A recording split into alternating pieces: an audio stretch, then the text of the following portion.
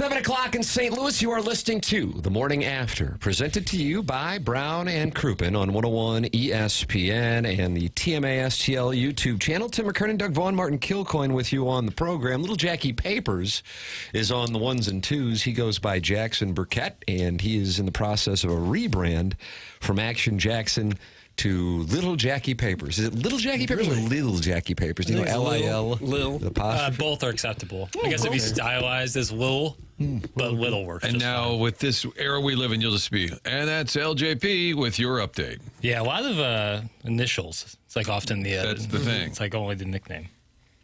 Chairman Kurt is on the Collier and Thompson phone lines. 314-974-0101. That's how you can call in. Fridays historically on the show, Doug, have been phone calls and nothing but phone calls. Joey Vitale will be with us in the Fisher Window and Door Store 8 o'clock hour, and we'll have the Design, Air, Heating, and Cooling email of the day. Now you've been briefed on this Stiefel dossier. 314-974-0101. That's how you can call into the program. Save the text number, and then you're just texting in, and you're a friend of the feather is what you are. 314-399-9646. 314-399-9646. Jack B's Hamptons homie. Average size Shabangas. Painter Guy, Illini Greg in Green Bay. Right when the music started, they fired texts, and here comes Marsha's burner. You get your name saved in there by Jackson Burkett, DBA, Lil Jackie Papers, and now you've got a pipeline to communicate with this program. All right. But it's a marathon. It's not a sprint. We got a 4-hour show. Amen. You really want to pace yourself. Don't fire a huge, great take early. Save it. Because it might get missed. Then you got the YouTube chat, which is brought to you by Michelob Ultra, and the chatters are ranked by YouTube. We don't know it's kind of like the College Football Playoff Committee. We don't really know the guidelines of how they're ranked, but I see that John Scores is ranked number 1, and Corey is ranked number 3. And he writes, and I'd rank him number 1 after reading this, Tim, I wish I had a son so I could name him Tim. Oh. Anyway, happy Friday, Martin. That's from Corey. That's number how 3. It starts. Okay. The gong is going through some difficult times. The gong is finishing off a bad round on the 18th hole.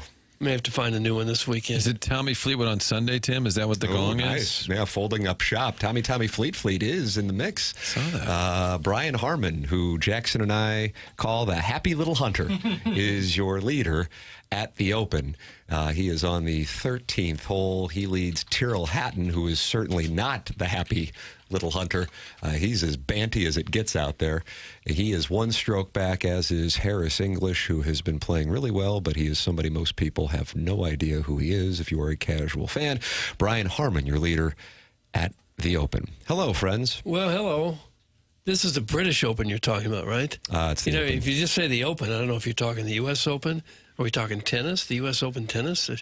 The British Open. Oh, no. It was this way for years, 100 years probably, or more. Maybe it goes back to old Tom Morris. It very well could. Maybe it was always the Open, Doug, and then it just kind of became popular vernacular to call it the British Open, and now they want to fix it. Go back and fix it. Well, it's too late to fix it. Okay. They say he's even popular in Europe. Okay. Is that a Jiminy Glick drop? I can't get enough of Jiminy Glick. You know, some of the kids, they do the white. For me, if I'm ever down and I need a pick-me-up, I just go into the YouTube of Jiminy Glick. Primetime Glick, Doug. It'll lift your spirits. It's not on anymore, is it? Between Two Ferns with Zach Galifianakis. No, it is not on. There's a drop that Martin Short is the guest on the Today Show. This would be, what's your grandma think? Worthy? He's on the Today Show. You know what I'm talking about? Is that Kathy Lee got him? I think it was Kathy Lee Giffen said, you've had such a great career and so many laughs. He's like, yeah. And your wife and you have been just such a key part. What makes that marriage so strong? Yeah, she's really been instrumental. She'd been passed for a couple of years. And the thing is, you could get that wrong, but to make it the focus of the point, you better be sure. And we'll have a chance. We got a long show, Doug. We'll get that audio for you. All right. Including Baby And he Kim. and Nancy have got one of the greatest marriages of anybody in show business. How many years now for you guys? We married 36 years. Yeah. But you're still like in love. Madly in love. Madly in love. Why? Cute. I'm cute. Yes, that is true. And you make each other laugh. Yes. Right? Yeah. Speaking of making each other laugh, you have a little something in that bag. Oh, Well, yeah. this is. How about the way that he handled it? That was after she had died? a few Yes. years? Yes. What is the headline? How did you find that so quickly? LPJ? PJ, yeah. LJP. LJP. Kathy Lee asked Martin Short how his deceased wife is doing. That's what That's it popped the- up that's as, the right? title of But the she YouTube didn't video. think. Which, Yeah. of course, The is woman not was what deceased. happened. But it is, Fair enough. It me, got the us ultimate there. professionalism that he Yeah. Right. handled it that way, as opposed to dressing her down. In that clip, Martin Short looks like he's about 40 years old himself. He says he's been married 36 years, or was married. He's a very 36. youthful-looking fella. Boy, really? That was from 2012. 12. Doug Martin Short, now 75 years old. So Still with very some active. algebra. Yeah. He was 63, 62 in that clip. I saw he and Steve Martin at the Fox Theater a few years ago. They're very funny. Very funny. I feel like they talk all day. Like they're always together, always associated. Doing commercials now? They do a TV show together. What show is that? Only Murders in the Building. Do you watch that program? No, my parents love it. Is That it kind of put it in a box. Well, I'm just saying, like, I'd I say- can't review. I don't know anything about it. But So you haven't tried it. No, but my I can speak for. And I mean, it's Martin Short and Steve Martin. Pretty good 1-2 punch right there. Love them both. That show, we tried it. It was a little cheeky. It's a little cheeky. I think your parents would like it. Oh, yeah. That's a good way to just politely dismiss it. That's not good. Tim, I think your parents would like it. Yeah, I noticed that. How about this, though? For getting the audio up so quickly, I believe you are getting a compliment from Sharon and Clayton. Damn, Piddles. Very impressive. Well done. Happy Friday, y'all. That's Sharon and Clayton. It's going to be a big day for L. I can't remember this. L. Isn't Little YouTube a Papers, fabulous, LJP. fabulous thing? That was, you know. YouTube is just unbelievable. Oh yeah, it's crazy. If you can think of anything, it's right there. Pretty much. Whatever. Yeah. And that's because you're so supportive of the Michelob Ultra YouTube chat. Yes. Well, I was supportive of YouTube before I was supportive of the chat. You chat away in there if you'd like. Chairman Kurt is leading the discussion right now. He is looking for the age, sex, and location, and what everybody is wearing in there. That's what's going on, Doug. If you want to go in, youtube.com/TMASTL. Well, So when there aren't any fine. phone calls in the Collier and Thompson phone lines, Chairman Kurt interacts with the audience in the YouTube chat and gets the age, sex, location, and what they're wearing, and Okay. and that spurns what we call engagement. and what are they wearing? What's the common theme there? Common thread? Unfortunately, my attempts to kind of get the conversation going has not really taken off yet. No one's responding. John Scores is talking about how he loves Tyrrell Hatton, and somebody's talking about Doug's broken gong. The Hoygaard twins are having a week. Okay. Kurt, was it dismissed, do you think, because it was creepy? No, I've made some friends in there. I think they like my creepy side. Really? I made some friends in there. The happy little Hunter has dropped to 7 under par, and he now has a 2-stroke lead at the Open. And you say, boy, it's surprising to see the happy little Hunter. Well, Doug, as you know, in 2023, he won the Open, and he has done it before, and perhaps the link style of golf is advantageous to the happy little Hunter. Well, it might be. I'm more interested in Chairman Kurt turning the YouTube chat into a dating site. What's wrong with that, bro? You're not having any luck, though? I don't think the ladies are awake yet. They usually show up in the 8 o'clock hour in there. I'm in the news, sweetheart. Yeah, how about that? There's Charlie Marlowe AI. Is that what you say to women in bars or parties that he met? To try to Based on this impress them? show, I feel like he was talking to one of the fellas on the dais called You Guys Sweetheart. But it would be funnier if he was at a bar in his single days meeting someone. I'm a solid St. Louis 9. You think Charlie's a solid St. Louis 9? He thought he was. I believe recently he said he still was. Really? Good for him. Or close like to it. 42, 3 now? Is that right? 43? Yeah. Tip of the cap. St. Solid Louis St. Louis 9. 9. I'm going to text him. Are Yeah, you still a see St. if we Louis can 9? Now, where would that be as opposed to like where the beautiful people are? Where would that be? Oh, what's that Miami supposed to or mean? Southern California. If you're a St. Louis 9, you're probably not a 9 in some other areas. Wow. And Nicki Minaj mixed fusion Moscato. How about that? Okay, you feel so we're doing kind of like cost of living. So if you're going to live in Manhattan, if you're making, I guess we're all here making, if I'm not mistaken, I read in Dan Caesar's column what Martin's making, $3 million per year. You got to be making $9 million per year to live in Manhattan. So the 3X. So if you're a solid St. Louis 9, I think that makes you The 3 in New Miami York? 6. Okay. I feel like that's about right. All right. Is the male Feel good about female? that? Jackson's nodding. Is the male female chart the same ratio? So there's the big model influence in New York. That's what makes it tough. Really makes the ceiling rise there. But that's only a handful of people in a town of, what, 8, 9 million people? Yeah. I think Tim's numbers, I think his scale is pretty accurate. Clip that off. I would have thought that a lot of beautiful people would be around Miami. It was no different. It was no different. Now, maybe on South Beach, you get a handful of models prancing around. But for the rest of the town, zero difference from anywhere else I've ever been. You run into a convenience store in Miami, you don't say, wow, these people are No, you beautiful in don't. here. Nope. What about at Red Lobster? Were they beautiful A people? little bit different. Okay. Yeah, a little bit different there. finna be rich. Somebody in the Michelob Ultra YouTube chat says Tim's basically a 9.7 in any metropolitan area. And then I look and I see it's actually Chairman Kurt from about 15 feet away, Oh, Doug. stop. It's coming from the room. Oh. I just deducted 0.3 just so I didn't. Yeah, so you didn't come off as. Okay. I get that. I respect it. I don't take offense to it. I think it's the right strategy. You can also get involved on this program, calling in, texting in, emailing in. Design Air, sponsor of the Design Air Heating and Cooling email today, which comes your way at approximately 10:45 on the program. And here we are on July 18th, and we have ourselves a three-way tie with Dalton, Shooter McGavin, and Paul Harvey, Milk Mustache. You can compete with the greats. They only have 2 wins, so you can still catch them the morning after at InsideSTL.com. Design Air, sponsor of our email of the day. The longest-running client on TMA as well. Doug's a client, Martin's a client, I'm a client, and Doug's sweet mother of mercy. It's going to be hotter than a fire's of hell out there over the next week. Boy, it is. I am telling you. Now, today, we only get to 87 degrees, some precipitation in the forecast, but 94 on Sunday, 95, 96, 96 Tuesday, Wednesday, Thursday. That air conditioning goes out. Make sure you get it tended to with Design Air Heating and Cooling. All you need to do is go to designairservice.com to work with Seth Goldcamp and his staff. No upselling. They just take care of it. Sponsors. TMA and the email of the day, and the longest running ones as well, as the program is a week and a day away from its 21st birthday. Seth Goldcamp has been with us for more than half this show's run. It's Design Air Heating and Cooling online at designairservice.com.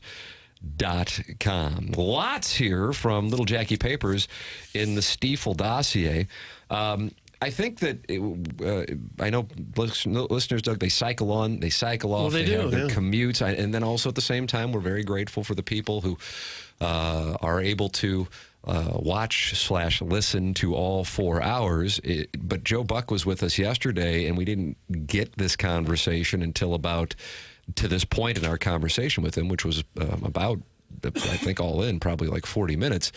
His opinion on both the Cardinals and what he thinks they should do, and also John Kelly. But he was real blunt, and we will have that audio for you on the other side of the break. This is TMA. It's 101 ESPN Show is presented to you by Brown & Crouppen on the TMASTL YouTube channel.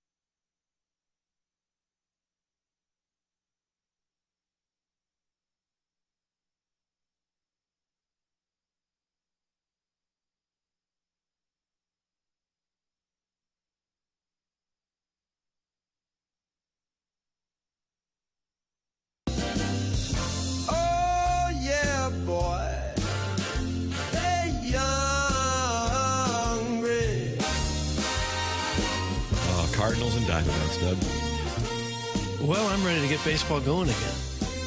That's a long 3 or 4 days there with no baseball. Doesn't it remind you, even if they're mediocre, you're kind of missing it? Oh, yeah. You kind of need it just Uh-huh. in the summer. This show doesn't, because we can talk about whether Charlie's a 9 or not, but some shows need it. This town needs it. I feel better for the other radio shows. Yeah, it's a great dossier. Good job. Stiefel dossier, Not bad. Jax. I enjoy. Hi, LJP. I always scan the papers. I like to scan it and just kind of see what's in there. I feel there's a lot of meat on the bone. Thrill fan with regard to the Joe Buck audio we're about to play. And there is a social media clip of it on the TMASTL Twitter and Instagram feeds. He says, I only saw the Buck short clip on YouTube, but he seems extremely annoyed that the Cardinals are disrespecting fans' intelligence. He is a legend and can convey our message to ownership. That's from Thrill Fan 22. Joe Buck was with us yesterday.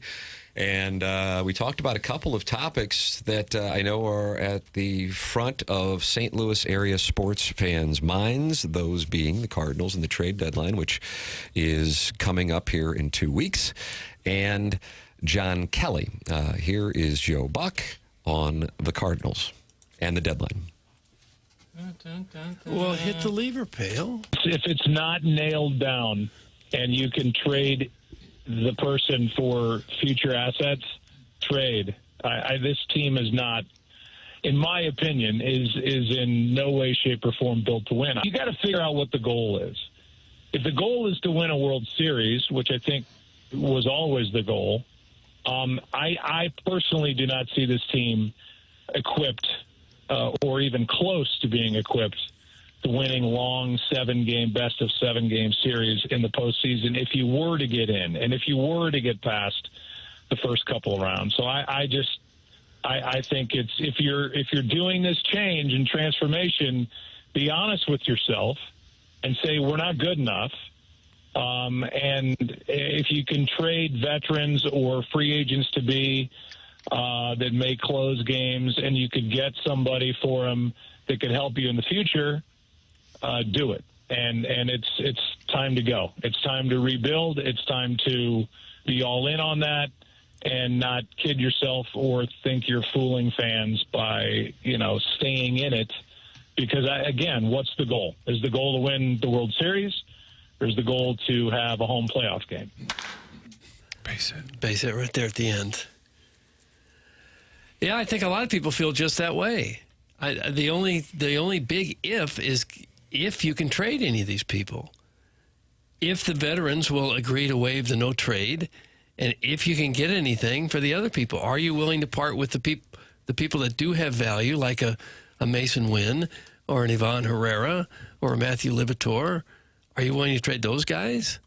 You can start over without those guys? I don't know. But I think Joe's position could be, even if it's not overly specific, well, you got to trade Hills. I think it's clarity, it's vision, it's a game plan. And that's what I think a lot of folks are waiting for. And the execution of the game plan. Yeah, well, correct, a game plan that was announced that really hasn't formulated. I think you don't even have to get into, what are you going to do with Lars? What are you going to do with Arenado? You can't trade Gray. I agree that there's still a lot of particulars, but I think the main theme is what exactly is the plan and how we're going to go about it. Is it possible that the Cardinals really had intended to make big changes in the offseason and just couldn't get it done? Found no takers? Well, Arenado people who don't want the guys? Yeah, Arenado had played out publicly that they couldn't get it done. They went to Contreras and Gray. And didn't want to leave. Right. Mm-hmm. So it made it, from the get-go, an almost impossible mission to say we're really young this year. Well, they're not. We're playing all the young guys. Well, you can't. So it never quite fit the narrative. And I think Joe's voice is just frustrated. Grew up going to a lot of Cardinal games, was at a lot of big games, called a lot of big games. And now it's just this lull. And I think he is, at this point, the voice of the Cardinal fan who's used to bigger and better days. Yes, and incredibly frustrated as well. And listen, I love hearing it. I know a lot of other Cardinal fans love hearing it as well. I loved the press conference last year, and I think it was in October, maybe it was in early November, where Bloom was introduced, because they were announcing that they were beginning the process of getting back on track. Now, another thing that Joe said was, okay, you're going to spend money on young players and rebuilding your minor league system. And he also said, all while you didn't dive deep in the free agent pool over the last few years. So how you missed out on the minor leagues at the same time, should be called to attention. But okay, I loved that they announced they were going to do it. Fine. Smart thing to do. Got the work stoppage coming up. You have uncertainty with regard to your television deal at that time. Makes sense. I'm all for it. The issue is they didn't wind up actually doing it. And so that's the part that frustrates me 7 months after that press conference. I think it's possible the Cardinal Brain Trust feels the exact same way that Joe does and just can't do anything. They're hamstrung by no trade contracts with Contreras and Gray and Arenado, and they don't want to part with guys like Mason Wynn and Ivan Herrera. And then beyond that, what do you have to trade? Who do you have that other teams are going to want to give you anything that you can actually start to rebuild? You might be able to offload guys for nothing, but what are you really going to get in return that's going to get you closer to being a World Series team? That's the hard part. And I think the saddest thing is next year's roster feels pretty similar to this one. You'll have an opening with Fetty and Michaelis, and you'll get some younger pitching in theory in there. Could bring back Lance Lynn one more time. But I think the team is sort of locked in mostly for next year already. So if I'm Chaim Bloom, I'm already thinking, okay, how do I freshen this up? I mean, maybe Weatherholt's your spring story next year. How do you could say, okay, McGreevy finally gets to stay. There's the new slogan. But how different are they next year? I think that, and then you got the lockout the year after that, so nobody's going to spend any money this offseason. No. So you're kind of in a year and a half lull. But again, how do you message that? I think at some point, if you say we're going to trade some pieces, we're looking to the future, at some point you got to let Chaim be the voice of that plan because it's quote unquote his team relatively soon. Well, you talk about the no trade clauses with Contreras and Gray. Understood. They did not approach Miles Michaelis, not because they didn't want to trade him, because they say they knew he wasn't going to. And then Miles Michaelis flat out told us when we were sitting there in Jupiter, he wouldn't have accepted a trade anyway. So they didn't even bother. Okay, all understood. Well, Ryan Helsley said to us also that he thought he was going to be traded in the offseason. I wish he would have said, well, it would have made more sense to trade. It's kind of like he just assumed it would happen. And then from the standpoint of, okay, what about Eric Fetty? If you want to make sure you get some of these young guys experience this year, you're stuck with Sonny Gray. And I say that not because he's a poor pitcher, but he's not going anywhere. But you want to make sure they get experience. You want to make sure that you begin that transition. Then it would make sense to part ways there as well. So, yes, Arenado, and they did try to make the move. They did have a deal with Houston. That's out of their control. Contreras, it's out of their control. Gray, it's out of their control, but that doesn't mean that everybody else is out of their control. And if the strategy that is announced to the fan base that is clearly frustrated is not followed up on or executed, all it does is further damage the credibility of what was a blue chip stock in this market. Your thoughts are welcome. 314-399-9646. That is how you can text into the Air Comfort Service text inbox. You can talk it over in the Michelob Ultra YouTube chat. It's youtube.com/TMASTL. And we welcome you to participate by calling in as well. Callier and Thompson phone lines, 314-974-0101. Good morning, boys. My wife left me. That's from Bophades. And Martin, you're observing that every day at around this time, he texts that in. Yeah, and he starts to attach other things. He'll say, great Cardinals win, guys. My wife left me. You can't get I'm shocked the Blues let John Kelly go. Also, my wife left me. Doug's work husband. That's not who it was. I avoided it for a few days last week because I wasn't sure if he was serious and sad or if it was a bit, but it's a consistent text. I will say that. Okay. I'm both at ease. I hope all is well. Larry Thornton worked with Frank, who just was talking about Doug's work husband, at KSDK. He was a sports producer for a number of years, and he texts in, if the Cardinals would have had an actual 5-year plan at any time, they could have had something to stick to and could have traded some of these guys with a little promise while there was still hope for a great return. Instead, they just prayed Lars Nootbaar would be a star. That's from Larry Thornton. in the Air Comfort Service text. And Lars is the left-handed Harrison Bader. There's a little talent there, for sure. I mean, compared to all of us, extremely talented. But at the baseball level, pretty good player, but not an all-star, not an impact outfielder. And the last impact outfielder, hopefully he's listening in Oklahoma, Matt Holliday. No, Matt the Bat. Grichuk was good for a second. But don't you think Scotty was good for a second? Newt Barr can still kind of like you still like the sabermetrics and analytics kind of still love him. You could say that he's been better with injury this year, which has been a concern of his. Yes. Better, relatively speaking. Better than his past. Doug, Biscuits with McGravy is back, and it's great to see Biscuits with McGravy. Ron, how do you like that text name? Biscuits with McGravy, spelled M-U-H''gravy. Says, got to respectfully disagree with you, Tim. It's not out of their control if they are the ones who signed these players up for the no-trade clause contracts. That's from Biscuits with McGravy. I understand where you're coming from. Respect the position. But for where they are now, that is the deal. So, we can go back to when they gave the no trade clause for each of these guys. That's certainly welcome to be discussed. But for the purpose of where they were following the announcement that they were going to begin a process of focusing on the long term as opposed to the short term, at that point, all of those no trade clauses were there and had been signed by both parties. So to relitigate that, we're welcome to do it. But for the purpose of this conversation, that's not what we're talking about, because those no trade clauses were already in effect, and therefore it was out of their control at that point. So that is where I am coming from. Biscuits with McGravy, but it's great to have you back. Welcome back to the show. You ever think in journalism school one day you'd have a serious discussion with Biscuits with McGravy? I'm glad that I have. It's a dream come true. I would like Biscuits with McGravy to call the Francesa show and just see what unfolds. Yeah, one of the things they're talking about on the Francesa show is the film Superman, Martin.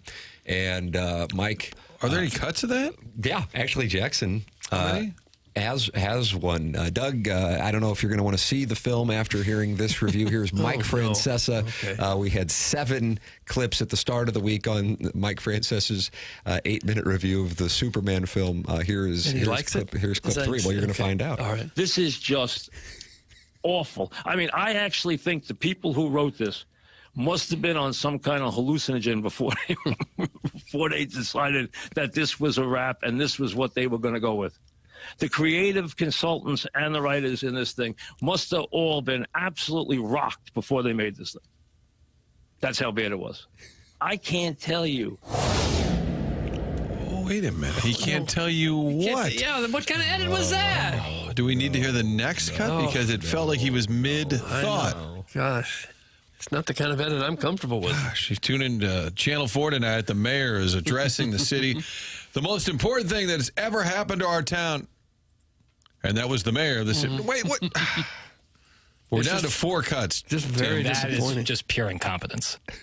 I'm going to say it, and I'm going to tell you the truth. That's why you hit the play button. He's an embarrassment. Oh, okay. So there's 4 to go. I feel each of the 4 we've played have all been the same. He could also be talking about grown-ups, too. Oh, yeah. Is that horrible? God, you won't let that go. I feel compelled to watch it. Oh, I'm still Doug's talked about it. Jackson says, don't bother. It had its moment. And that moment has since passed. Okay. But, you get wins where you can. All right. John Scores is in the Michelob Ultra YouTube chat saying, I was against it before, but screw it. Go get Acuna. Go get Well, I think the guy likely to be traded, obviously, would be Helsley. That's a guy that contenders would love to have in their bullpen as you get here at the end of the season in the playoffs. Beyond that, other teams would cough up something for Donovan, for Wynn, maybe Herrera, maybe Gorman, maybe Palante. I don't know. Who else has Libator? Who else has trade value that you're really going to get something significant? Texter suggested getting rid of Brendan Donovan. His stock is up. I think they're more likely to lock. Tim, I think he's probably getting one of those 4-year, 5-year Piscotty, Wong, Carp deals. I think that's coming. If this were a normal time in baseball's history, I would say yes. I'm not sure they would be as apt to do it with the work stoppage looming, but maybe that is immaterial to their plans. Maybe that is something that Chaim Bloom will want to prioritize when he is allowed into the Oval Office. I don't know. What if Mo just stays and keeps the office? Hey, guys, you got it from here. Just keeps the office, and the DeWitt say, sounds good. If you don't trade Helsley, he's an unrestricted free agent next year. Are the Cardinals willing to pay the $15 to $20 million it'll probably cost to keep him around for the next couple of years? No. So wouldn't it make all the sense in the world to trade? Yes, and it has. It has for a while. It has. It has since November when they announced that they were moving toward a future game plan. I think the biggest Cardinal adjacent story today, and I'm being serious, is the Savannah Bananas selling out 2 nights at Busch. So all of the talk about crime and downtown, and I don't want to go to the ballpark, all of a sudden, if it's the Savannah Bananas, people will pack up, go down, park, walk around that downtown area, the same one where you have the Chicago Cubs in town, and it's half full. But if the Banana Ball comes in, sold out back-to-back nights. I mean, honestly, if I'm the DeWitts, I'm going, okay, so people are willing to come into this building that we own. They're willing to park down here. They're willing to come downtown on a weekend. But they'll do it if they're really intrigued. Granted, it's 2 games. It's not 81. I still think that's pretty telling. Like, okay, you give me a good product or something interesting, I'll show up. If I were them, I would look at it and say, okay, we need to be more entertaining. We need fans who are excited about our product. I'm asking this is sincerely because I'm aware of the Savannah Bananas, of course. Is this something where it's families taking, like this isn't like a group of 25-year-old guys going to this? No, I think it's family-driven. If they are, please call in. You would like to talk to them, Jackson? Yeah. 314-974-0101. If you and your buddies in your 20s or 30s are heading down to watch the Savannah Bananas, you move to the front of the line. Pest is sorry. Everybody says it's a bit like the Harlem Globetrotters of baseball. And if you go, and they still tour the Globetrotters, it's very family-friendly. Extremely. More than I gave credit to when I first saw them. The Bananas, you're saying? No, the Harlem Globetrotters. But I think the Bananas are. I think it is, Tim, largely a family event. Yeah. What I would love, and we used to send producer Joe out into the field for reporting, for assignments. Yes, we did. I don't know what LJP has planned, but I got to tell you, it'd be a great reporting night because I honestly want to know the people walking in there. Papers, you going to the Savannah Bananas? Like doing a stand-up, like man on the street? Like just a handheld recorder, like Kevin Kleen chasing people in the streets of St. Louis. Vox Pops. But you got to be built different to do that man on the street stuff. Built different. My honest question. Larry Nickel would do it outside of wrestling events for us. Sure. Wonderful. That'll get him on the air. Kurt and I did it in Vegas. Man, what a scene. Local news people do that all the time. Good on them. You had to do it, Doug. Did you fans? 1,000 times. When you stand there and kind of go, no, they're not. They don't look friendly. No. Oh, they look like they want to talk. You kind of do a Jackson and I resorted to paying to get people to participate. I was holding up $3 single bills saying, please come over. Here's your reward. Seriously? Well, it's easier when you have like a TV camera that looks official. Like people are kind of gravitate towards that, like mosquitoes at a light. But I want to ask people going to the game, where are you from? Which is kind of Kurt level creepy, but where are you from? And I want to say, do you go to Cardinal game? If they say we drove in from Iowa, okay, well then maybe that answers it. But if they say I'm from Melville, I'm from Afton, I just wanted to see the show. Hey, do you go to Cardinal games? No, I don't go. I would like to know if there are Cardinal fans showing up for this, but they don't go to other games. I'm sure it'll be a big mix. It'll be everything. Well, why don't you go down and interview him for the 4 Well, Fox I'm tonight? so busy. Pressed for time. Are you? It's a bunch of pudgy soccer moms going together to watch the guys take their shirts off. Is that what it is? That's I don't know. 618? I didn't know they did. They work topless. Might be a lot of casual baseball fans who kind of know what baseball is, but hey, that looks like fun. Let's go do that. Papers chooses boy trips to the woods over a baseball game. That's from the Warson Woods Wacko. Jackson. That's leaving out a lot of nuance, I think. But yeah, I would personally rather go hang out with my friends. Woods, rainforest, beach, really any sort there's of no beaches topography. around here. What about rainforests? I don't know of any. Rainforest Cafe, that shut down, unfortunately, in Chicago. Great time. Oh, yeah. What's that little kind of Hoosier little beach down the way? Get more specific. Where? You jump off like a high ledge or something. Where? It's out. What state? In Missouri. Okay. It's I can't. I Fugitive Beach? That sounds right. Maybe I don't know. There's some where kids used to go and they would jump off a high ledge, and I always thought that was just asking for trouble. Eric in the Central West End says there are definitely some hot ripped guys on the bananas. That's Eric in the Central West End. Yeah, they take their shirts off sometimes. They do. Well, they'll do little dances. I And know. they got the guys I've seen with the stilts. dancing. It's wild. I would go, I think, if I had tickets. You're folksy. Just different, something You can watch it different. on YouTube. Yeah, maybe It's a 2-hour presentation. Oh, yeah? They have a dress rehearsal. I was looking at the media availability, and then they have an actual dress rehearsal. It's kind of like the NFL before a team moves. You kind of walk through it all. Usually they bring a former Cardinal if they're in St. Louis. They did this with Johnny Damon when they were in Boston, for example. So I'm curious who the former Cardinal will be. Who do you think will be? You're saying recently Johnny Damon was part of the when they show. were at Fenway a week or two ago, Johnny Damon came up Maybe Ozzy? on a home run by the Wizard. That Yeah. could make sense. You think he could still do a backflip? He's about 70. They do backflips before they catch the ball. Yeah, I know. I've seen that. Maybe inspired by the Wizard. That's a great question. What Cardinal? Good morning. I'm from Baldwin, and I weigh 250 pounds. I'm 5'7". My wife and kids are very excited for Banana Ball. I am not, but my kids will like it. That's from the Linda Sniffer, Doug, and it sounds like he's defeated. He's 5'7", 250. That's about right, isn't it? He's a little stout. A little stout. Probably all muscle, Thank you. be my guess. Kind of a Mike LaValliere build, it sounds like. Spanky? Right? You think he got up to 250? You think he was less, you're saying? I think he was less than 250, yeah. Stop. Stop the fast food. Do a sit-up. Do something. Pozo's only 211. Well, I don't know about that either. Is that a highlight of last year's report, or is that a new report? That's last year's report, so that's not a new report on Wheeler. It's not a new report. But if you are going to the game, I'm serious. I want to know people, their interest level, and are they Cardinal fans? Or are these people that are going non-Cardinal fans? To be the equivalent of seeing the circus at Enterprise and has nothing to do with Blues fans. Maybe.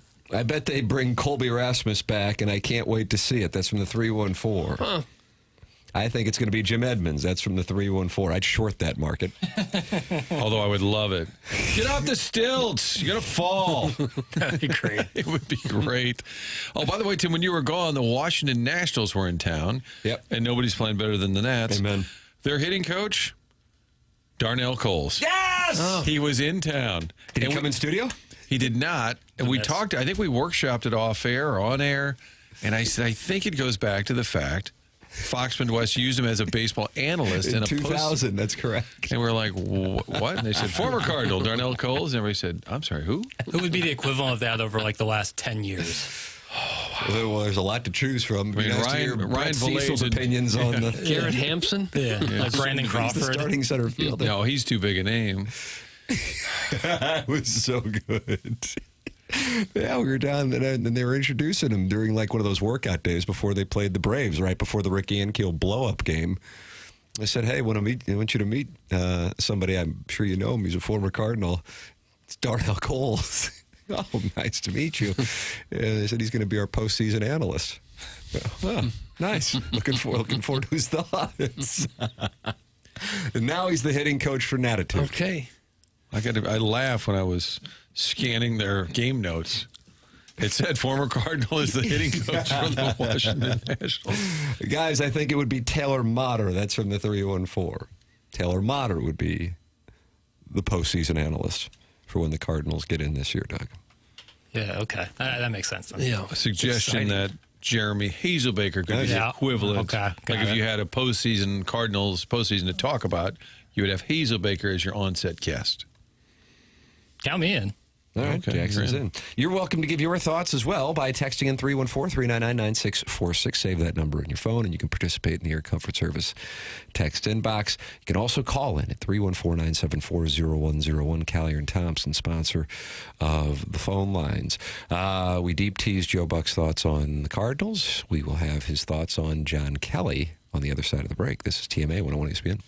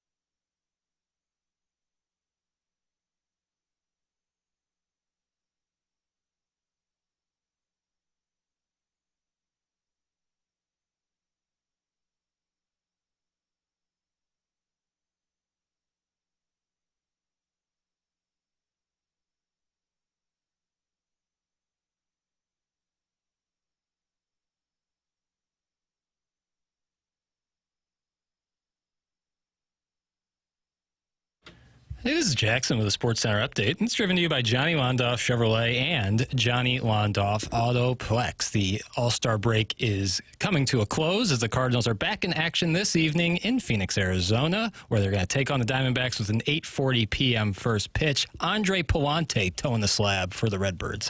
That was their Sports Center update, driven by Johnny Londoff Chevrolet and Johnny Londoff Autoplex. See them at londoff.com. Chevy, together we drive. Are you kidding me?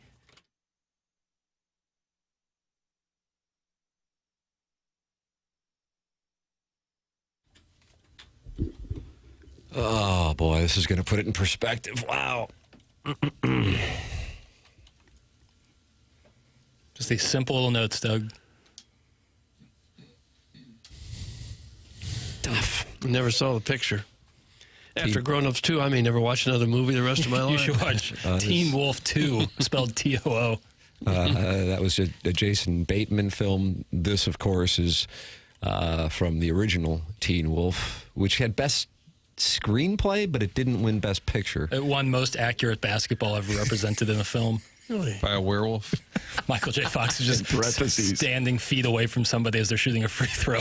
That's not true. The guy playing Mick McCarthy did. If you're going to criticize the film, you damn well better have your facts straight on this show. Either way, it was one of the most egregious lane violations I think I've ever seen. The title of that instrumental, Doug, as you know, is Boof, and it welcomes us back here on TMA, 101 ESPN, and on YouTube at youtube.com/TMASTL. Joe Buck with us on yesterday's program, and asked him about what he thought is a headline this morning. Again, it's now been 8 days since John Kelly was let go, if you want to call it that. He didn't have his contract or whatever term you want. And, of course, Joe knows the Kelly family well. Passionate Blues fan. Here is what he had to say. They deserve the criticism. It makes no sense. But I don't know the inner workings of it. And it has more than zero to do with Chris Kerber and Joey Vitale. They are phenomenal, and Kerber blows me away with how good he is on radio hockey play-by-play. I cannot imagine doing anything more difficult than radio hockey play-by-play. So set that miles aside. How can you make this move with a trusted voice and somebody who's got the legacy there, and somebody who's just been all in, and is a comforting person to listen to? It just feels right. And you always knew where John stood. You always knew where his heart was. I don't get it. I'm sure there are reasons for it. I haven't read a ton about the reasons for it, but I do not understand it, and it's disappointing. Hit the goalpost. Yeah, off the post. Mm-hmm. This morning in the St. Louis Post-Dispatch, Dan Caesar really lays into the Blues. The title of the article on the front page of the Post-Dispatch, the website, stltoday.com, Blues fan duel disrespect John Kelly, family legacy with ungracious ouster. And so even though it has been 8 days, the intensity of confusion and or frustration is still there. I like the word ouster, by the way. The question I have, and it's not all that important to the fan base, but if you're John, who I know is not, I've not talked to him, but who I very clearly understand from those who have, he is obviously not happy about this.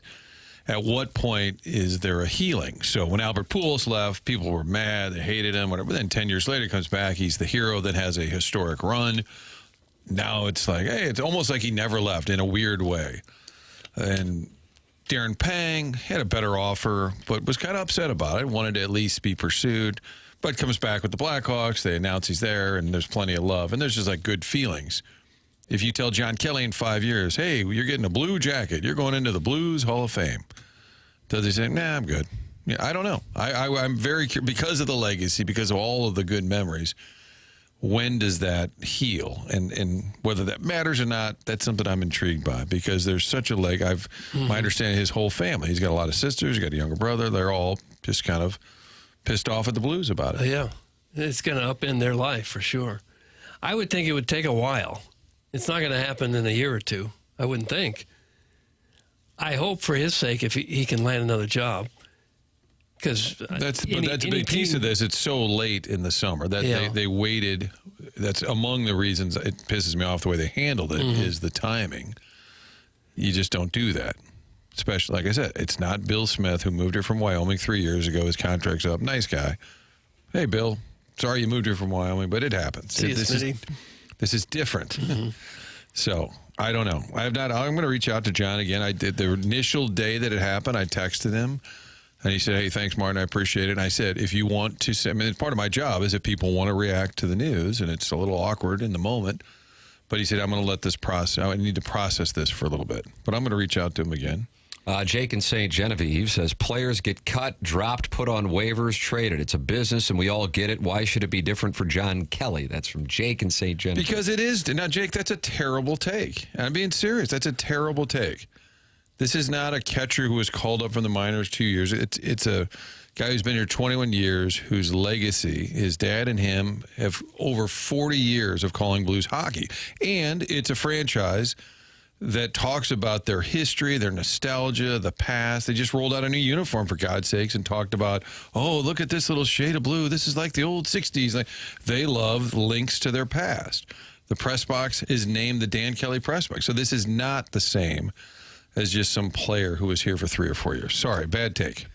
I think the thing that stands out most to me about it from just a big picture standpoint is an organization that usually gets it so right has gotten it so wrong, and that's the thing that I just am really taken aback by. It's such a misstep. It's a self-inflicted wound, and that's the part that stands out to me. And it's not to say that the Cardinals would do this, but it's just not something that I would think that the Blues would do.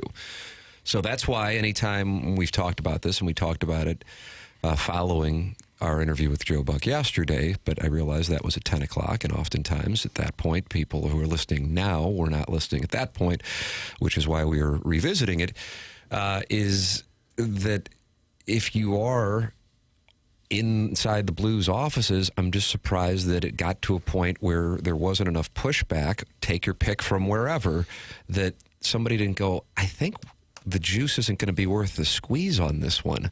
Even if there is some kind of financial savings, which Chris Zimmerman has said was not the reason, that the backlash and the disappointment from the fan base is not worth what we're going to do. And I'm really surprised that it actually got to the point of it being done. And I think they might, right now, wish they had it back. Of course, I don't think that that's going to happen, but I think they may wish they had it back. I think the clarity... Think they calculated accurately the irritation or anger that Blues fans have for this. And I've heard people say, well, they start the year 8-2, nobody cares, they move on, fans move on. I agree with that. Now, if the broadcast struggles from the transition from radio to TV, there'll be more scrutiny for sure for Kerber and Vitale. But if the team starts well, that'll be the focus. I get it. People move on. Everybody's replaceable. There's always a big uproar, and then they move on. I get that. It still doesn't make it right, is my point. And the thing that I've been able to determine, I'd say damn near 100%, is this was the Blues decision, the Blues call, and it just bothers me that we keep hearing FanDuel. Like, oh, they made us do this. Like, no, they didn't. I share that opinion with passion with you. And that bothers me because you can own it. It's a tough call. Here's why we're doing it. It's kind of what we said with the Cardinals. Just lay it out there. Here's why we're doing it. Here's what we tried to do. It didn't work. And that's coming from my perspective as somebody who has been, so critical of what has been from a broadcasting perspective, both with the Blues and the Cardinals and their app. I mean, you have to include the conversation about going into bankruptcy, which I think was a miscalculation of the sports betting market when they got into it and put the Bally's name behind it. And now FanDuel, so it is a company that it's not been highly endorsed by this program in any capacity, or at the very least by me. But you're running for cover on a move that you absolutely would have veto power on. So this whole thing that FanDuel and Norby Williamson and Jay Rothman were behind it, that is just missing the point in a major way, and it's absolving the Blues. And I got to say, I just disagree with it vehemently. You're telling me that there is a sports team that would not have final say on who announces their games? That is just an absurd premise. I guess it's great for those in the Blues who are experiencing criticism that some people are actually believing that, but that is not the way this industry works. And if anything, the Blues right now have more power than ever in their negotiations with a TV outlet that's struggling. It's in the final year of a deal.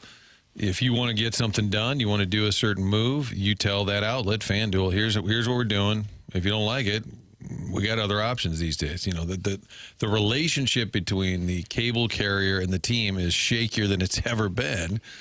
So I think maybe in the past, a team, we'll say hypothetically the Blues, would defer to Midwest. Well, if that's what you want, okay, that's fine. But in this case, it more than ever is up for grabs, and the Blues can dictate the terms. If it seems to me, if it's not about saving money, it just doesn't make any sense at all. Well, the press release, have two different broadcast groups for virtually every major professional sport. Right. It is possible to do a simulcast, but usually that's a last gasp attempt to save another few $100,000 on a couple more salaries. It's not because it makes the product better. It's just because it saves money. Right. I would say if they're denying that this is not about money, then it really doesn't make much sense at all. Well, the press release the Blues put out, and it said Chris Kerber has earned this opportunity. And I think that maybe if we're wondering why they do this, there's your answer. It's right there in the press release. They said Kerber has earned this opportunity. But I would think a simulcast is less than preferred for the two outlets involved. I think it's probably not ideal. And that's the piece of it that I don't quite understand. Yeah, you would think a simulcast is more difficult to pull off. For sure. Because different things are happening on the radio side than on the TV side. Again, if you told me that we're hemorrhaging money and we just had to save a few $100,000 and this is one way to do it, I'd say, okay, I don't like it, but I get it. And when you say it's not about money at all, it's about making the product better, that I don't get. As great as Kerber is, the situation was pretty darn good just the way they had it. Your thoughts are welcome on the topic. You can call in 314-974-0101. Callier and Thompson sponsor the phone lines. You can text in. Air Comfort Service sponsor the text inbox 314-399-9646. And you can also get involved by talking it over with other TMA listeners at youtube.com/TMASTL. Tim McKernan, Doug Vaughn, Martin Kilcoyne with you on the program. The program is called The Morning After, and it is presented to you by Brown and Crouppen here on 101 ESPN and on the YouTube.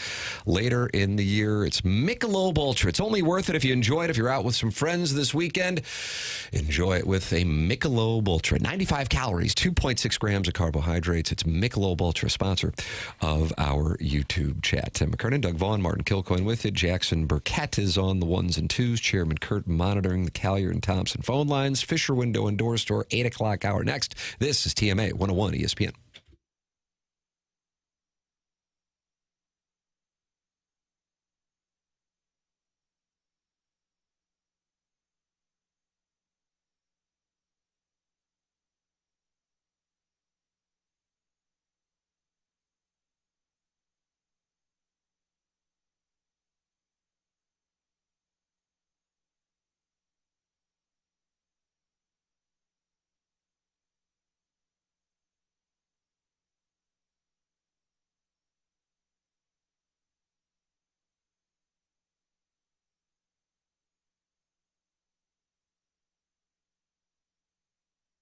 The website is flymitamerica.com. That's for Mid-America's St. Louis Airport, Mascoutah, Illinois, not far at all from downtown St. Louis. And when you head there, you're going to have a great flight to a great destination, whether it's Vegas, Hilton Head, Knoxville, Gulf Shores, Fort Myers, Fort Lauderdale, 7 different Florida locations, all out of Mid-America's St. Louis Airport. And when you travel there, you'll find that air travel can, in fact, be convenient, no hassles.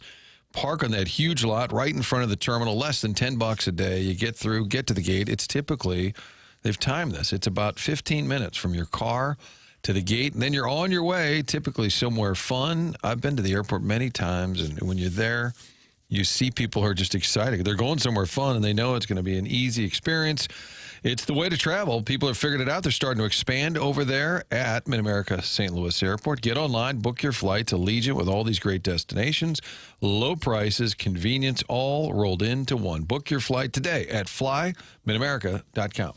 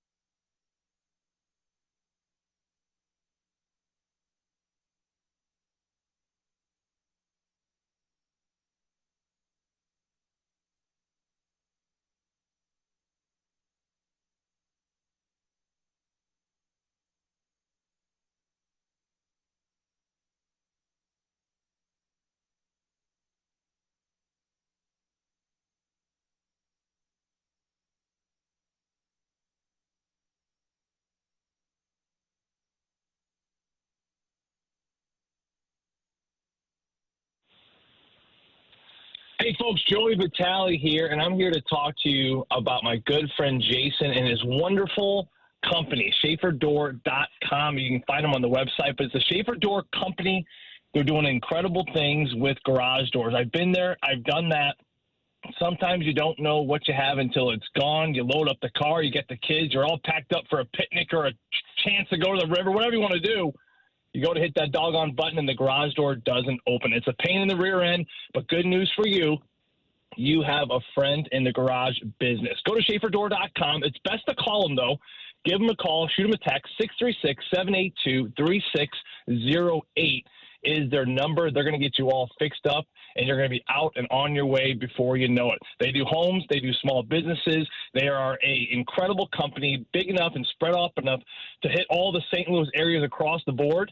but small enough also to be answering your calls. They care. Give them a call. 636-782-3608 is Schaefer Door.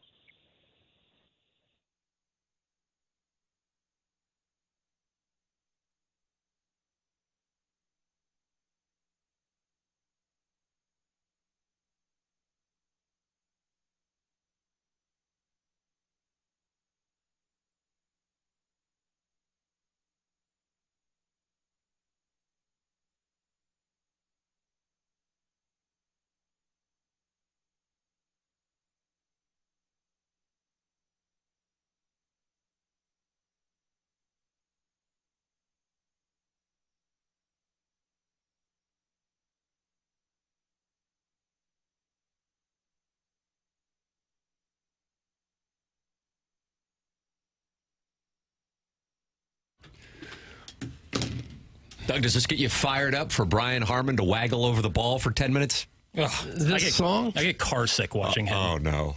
Jackson's not happy with the happy little hunter. I mean, truly, I need to take a Dramamine before watching a final round with him.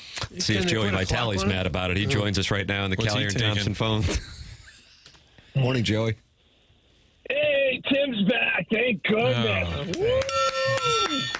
Stop it. Boy, it just sounds like that's the voice of St. Louis right there, I don't Doug. know that it is. Those King Works. Tough week last week for the vintage fellas, but they made it. You're still employed. Marty and Doug, it's good to talk to you all. The vintage fellas. The vintage fellas. And now Is that the Sunshine Boys, the vintage fellas? Now I'm starting to think back. Joey had a commercial read last week that just turned into heavy breathing. And maybe he was just thinking about Tim. Now that I'm thinking back. Yeah, that was my first read from my good friend J-Bone at Schaefer Door. Jackson and I got our wires crisscrossed a little bit. We did not understand each other. We are dialed in now, though. We're ready to go. We got in the end zone. Sometimes you do it on first down. Sometimes you do it on third down. That moment was sponsored. I believe that was sponsored by CTE. That Vitale read last week. Your words, okay, Marty. Okay, Marty. You crossed the line right there, Marty. Oh, I'm sorry. That's the line. All right, we found the line. There it is. There's the line. Joey Vitale is brought to us by Schaefer Door Company. That's Jason Gosrow, who apparently is doing business now as J-Bone. Jason Gosrow of Schaefer Door Company. And Doug, I was out with my wife having just a random Tuesday dinner. Oh, were you? I'll tell you. You want to guess where I was? Would you like to guess? You like a guessing game? Billy G's. No, it's a good guess. We were thinking about Billy G's. I was there last night. Cracker Barrel. Do you have the pork chop? No, I had the veggie bowl. Living large. What'd you guess, Jackson? Cracker Barrel. Great guess. Four Hands. Nope. Olive and Oak. Olive and Oak. Had time. Her parents had the boys, and so we're like, let's go get dinner. So we just shot up there and had a couple glasses of wine and dinner. Nothing wrong with that. And guess who I run into? Oh, God. J-Bone, DBA, Jason Gosrow of Schaefer Door Company, and we talked about this Joey Vitale segment, which he wanted. He came to me and said, hey, how do I get to sponsor Joey Vitale's Friday Conversations with you guys? I love that segment. How about that, Joey? Hey, did you tell him to get in line? Oh, gosh. Always tell the sponsor to get in line. You say, hey, big boy, get in line and bring your wallet. I should have said that when we were talking. Did I hear a really produced open for Joey? That was pretty slick. Is that new? Was that you, Papish? Me and Mike Ryder, executive producer at 101 ESPN. We put that together. Yeah. Sure. I don't remember saying half of that stuff, by the way. I think this is manufactured falsely. You think this is Joey Vitale AI? You're claiming I doctored it? I think so. No, I'm not saying that. I'm just saying I don't remember saying that. Oh, okay. But maybe I did. Tim, good for you. Olive and Oak, one of my all-time favorite spots in St. Louis. Did you get the octopus? I did. Absolutely got the charred octopus. I don't want a tentacle. Feed it to me all over my chest. Are you eating the octopus's head or the tentacles? More tentacles, I think, than not. And the big suction cups in there. Put that suction cup on my tongue, boy. It's nice and ropey. Oh. If there's an entree that I go on a date with Tim with my wife that I guarantee you I'm not getting lucky that night, it's I have the octopus. Oh, is that right? She doesn't find that to be an aphrodisiac. Well, I mean, think about it. You got a tentacle hanging out my mouth. I eat like a caveman, so I got a tentacle hanging. That beautiful red creamy sauce they loaded up with. It's just all over my face. I'm slobbering like an animal, and I got a tentacle coming out. And there's just nothing. There's nothing attractive about me eating the octopus from Olive and Oak, but it is fantastic. Nice. But there is nothing like seeing the media eat. Okay, where do you get octopus around here? River to Pear. River to Pear's got an octopus problem. Fugitive Lake. I just say the old miss, Doug, deep river. Clark W. Griswold. You think they got him there? That's right. That's right. Oh yeah, baby. Big catfish and octopus. Yeah. I'm not interested. Joey Vitale with us every Friday here on TMA. We haven't had a chance to talk. Now, we've texted, but we haven't had a chance to talk. What has the last week to 8 days been like for you? Because the story of John Kelly is so certainly overshadowing in St. Louis what is an opportunity for you and an advancement in your career. So it's a very weird dynamic. And I specifically recall, and you might remember this, me, you, and Martin's guy, and my roommate Matt Poling, and we were up at the schoolyard. Me and Julio down by the schoolyard. Okay. Think about that. And it was the day that it was announced that TMA was coming over to 101 ESPN. And you're like, man, you seem all down about it. And I go, yeah, because we're catching a bunch of hell for something. And, it's not like we said, hey, we demand. You're kind of in the weird spot of having something that's an opportunity, but then there are a number of people who aren't happy about it. So I'm curious what your experience has been like here over the last 8 days. Yeah, Tim, I appreciate you saying that. It's funny you bring that up because I think it's the exact same thing, I think, to some degree to what you guys have went through in that transition. And, it's hard to put into words what I'm feeling because I don't know what I'm feeling. And it's left me a little confused because it is an exciting opportunity for Curbs and I and for this entire team that they're putting together. But at the same time, you're losing touch with some really good friends, and you see some friends that are having to struggle, and I'm really going to throw Jamie Rivers in the mix there too, because he's a friend of mine as well. And, obviously he's still going to be a part of the show, but for him now to move to studio and then now John Kelly to, essentially be out of a job, it certainly has been a confusing time. And I was talking to Chris Kerber a little bit yesterday, and it's hard to conceptualize what we're feeling, because we are excited, but I think we're both still feeling the burn of what this means for our friend. And like you said, you're right. It's something that they approached us with and said, would you like this opportunity? And of course we would. And I don't know if there's a guy in show business that deserves it more than Chris Kerber. He's been doing it for 25 years. Calling for Blues games here. And I appreciate and I really respect what Joe Buck said yesterday, which you guys played. And I respect his opinion, and I think he's actually bang on. I don't know a guy in the league right now that can make this simulcast work like Chris Kerber because of his preparedness and, of course, how his professionalism and not to mention just his energy and his attention to detail. So I know for a fact that it's going to get pulled off incredibly. I think it's going to be a very entertaining broadcast, and I think fans are going to be very pleased. It's going to take a little patience, but I know that side of it. So part of me is just super excited about that journey. But at the same time, John, who is a great friend, and he lives in Kirkwood with me, we cross paths quite a bit. We've, again, I know his family, and we talk about the green beans down at the Kirkwood market. I love to just poke fun at him on the road. And in some ways, he's kind of like my stepdad, where we love to have so much fun together, and we had great chemistry as a friendship. Now you're looking at a friend struggle. So it is bittersweet, as they say. I would say, if anything, though, Tim, it was confusing. I'm still confused. I don't know exactly how I feel about it. And if I have an update here in a week from now when we talk next Friday, I'll give you that update, because right now I'm just kind of still in this in-between.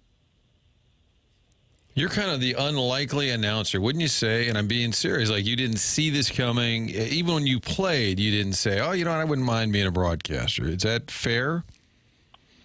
100%. 100%. I look back, and maybe I should have thought about it more. I loved the locker room. I loved the camaraderie. I loved, being this kind of Energizer bunny and in the middle of January and the kind of the dog days of the season, and you're in Calgary and everyone's cold and kind of frustrated, or you're not in a good playoff. And I love just trying to put on a song and just trying to bring some life. And I loved learning about people. I was very curious about my teammates and their families and their situations. And I never talked about the weather. I asked them about their childhood. I was always very curious as a player and as a friend. So maybe, Marty, I should have had it more on my radar, because that's what this job is. It's being curious and trying to entertain people. So, but to answer your question, no, I never in a million years would have imagined this. I mean, my dad poured concrete. My mom was a stay-home mom. No sports was even played up until my generation for at least for my brothers and sisters up before then. But now I find myself in a wonderful opportunity now with Curbs and to bring this broadcast to life for this fan base that quite frankly, as we have seen over the last week, that cares deeply about this organization, this team, and the sport. So I look at it as, if anything, just an opportunity to say thank you to everyone who's done it before me by just bringing my absolute very best every single day and being as prepared, energetic, and just have that enthusiasm for people. Because like I mentioned before, this city certainly deserves it, and I'm looking forward to delivering it to them. Joey Vitale, our guest here on TMA 101 ESPN and the TMASTL YouTube channel. He is presented every Friday by Schaefer Door Company. Schaefer Door Company online at SCHAEFER door.com. If your garage door breaks or you need help with your commercial garage doors, go to SchaeferDoor.com and work with Jason Gosrow. Have you and Kerber had a chance to do some, I guess for lack of a better term, practice sessions on the television side yet? No, we haven't yet, Tim. We kind of in our mind, or we're letting this kind of wave, this transition wave, if you will, kind of settle and just kind of transition a little bit. We both were traveling a little bit here in July, but we kind of got our sights set on, that final week of July and that kind of August 1 date. I think that's when we're going to kind of flip this page, and we are just going to get really dialed in. I expect us to sit down at the round table with all companies involved, whether it be FanDuel, the Blues, certainly our good friends at Hubbard 101, to kind of go over what we think, at least what we anticipate this to look like. We're going to use other teams around the league that have done this simulcast and see what works for them. And that, to me, is a starting point.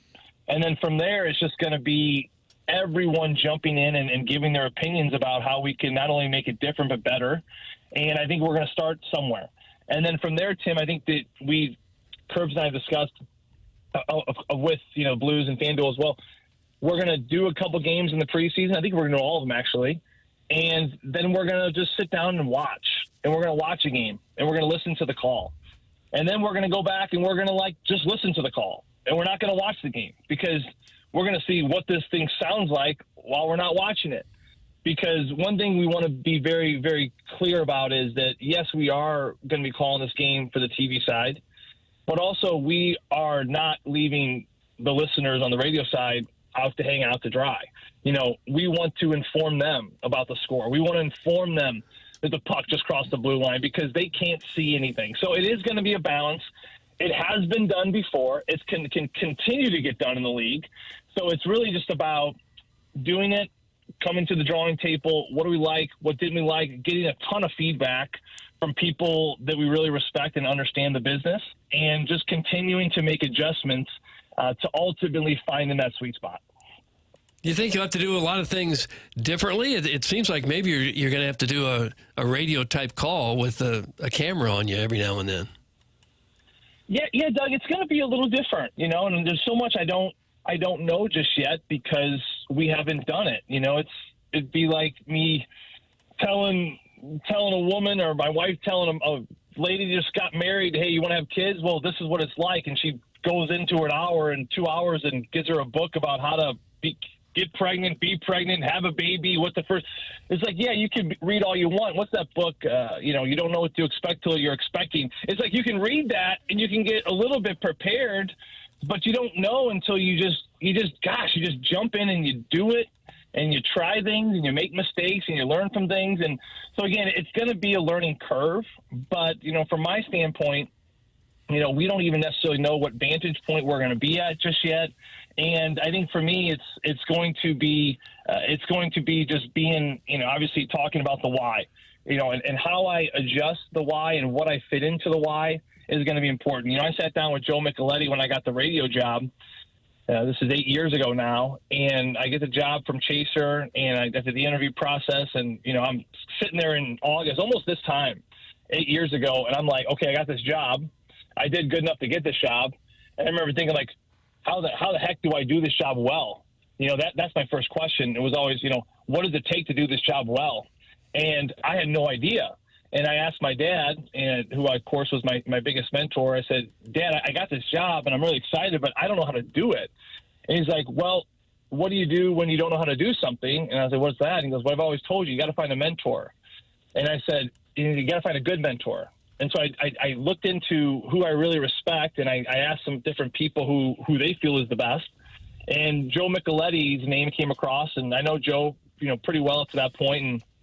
And Joe came to town, and I said, hey, Joe, I know you're just coming to town for a couple of days. Your family's here, but I'd love just to maybe give you a phone call or just pick your brain. And he said, Joe, I got something better. Let's meet over there at the Shack in Frontenac. Shout out, Shack. Oh, yeah. And we sat down, and I'll never forget that conversation because Joe Micheletti, he pulls out this envelope, and he just slides it across the table as we sit down for breakfast. And he said, that's for later, and then let's talk now. So we talked for an hour and a half, and here I am. I couldn't help but wonder, what is in this envelope? Cash? I thought it looked like cash. You're Italian. Did you think? I'm just asking. As an Irish American, I'd like to distance myself. My wife is Italian, and I could see this being an unfortunate moment on the show. I'm just the voice of reason here. Because you're Italian, did you say, I've been down this road before? I know this is money, but there's something attached to this money. Yeah. There's no whacking involved. There was no money involved. There was nothing like that. But there was a moment after the wonderful breakfast. I get back to the car, and I open the envelope, and it's, Joe, if you don't Joe, he always used yellow loose leaf. When he was in the locker room, up until the day he stepped away from the Rangers this past year, he was always writing in yellow loose leaf. And of course, I unfolded this envelope folding style, 9 pages. And he had written me a personal letter and all bullet points of how he prepares, what he does, what he looks for, every TV timeout, look for the benches. Is there someone missing? Who's missing? Just different things that I had. And it was just out of nowhere. I mean, the care in that man's heart to help me. But I bring this up because your question, Doug, how are you going to do this? I always go back to one thing when I'm calling games. I learned this from Joe. It was on that sheet. It was his very first bullet point. He said, when you're calling the game, write this word at the top of every sheet a game you do. And it's a simple word. Why? Why? W-H-Y. And he said, you should always be asking yourself why that happened. Why is this happening? All those questions are valid to your position. So every game I do, I put why at the very top. And, Doug, I'm going to do the same thing. I'm going to put why, and I am going to watch a game, and I am going to process a game, and I am going to break down that goal, but I'm going to move backwards. What happened 3-4 plays before that? And I'm just going to describe it. I'm going to describe it the best that I can for the viewers and also the listeners, and ultimately try to find that balance as we continue to iron this thing out. I think when you entered into broadcast, so it was 2 things, what you're talking about, learning the craft, going to someone like Micheletti, and I know you leaned on Panger a lot while you were doing the job, but I did wonder, going into that role, which around here, and I'm sure some folks, God, all you guys do is talk about broadcasters, but the news of the past week is pretty prominent. That's why it's being discussed. But when you first got the job, was there any kind of awkwardness, like, hey, I didn't play for the Blues? And a lot of times those jobs are for former players of the team, and I'm assuming, and you've kind of won the war, like I've said that about you for a number of years now in terms of doing the job, getting a great approval rating. But was there any awkwardness because you didn't, quote, play for the Blues? For me, no. I mean, really, I didn't care about that. It's out of my control that I didn't play for the Blues. And this is like a situation where when I came home, I think that they looked at it like, here's a different angle.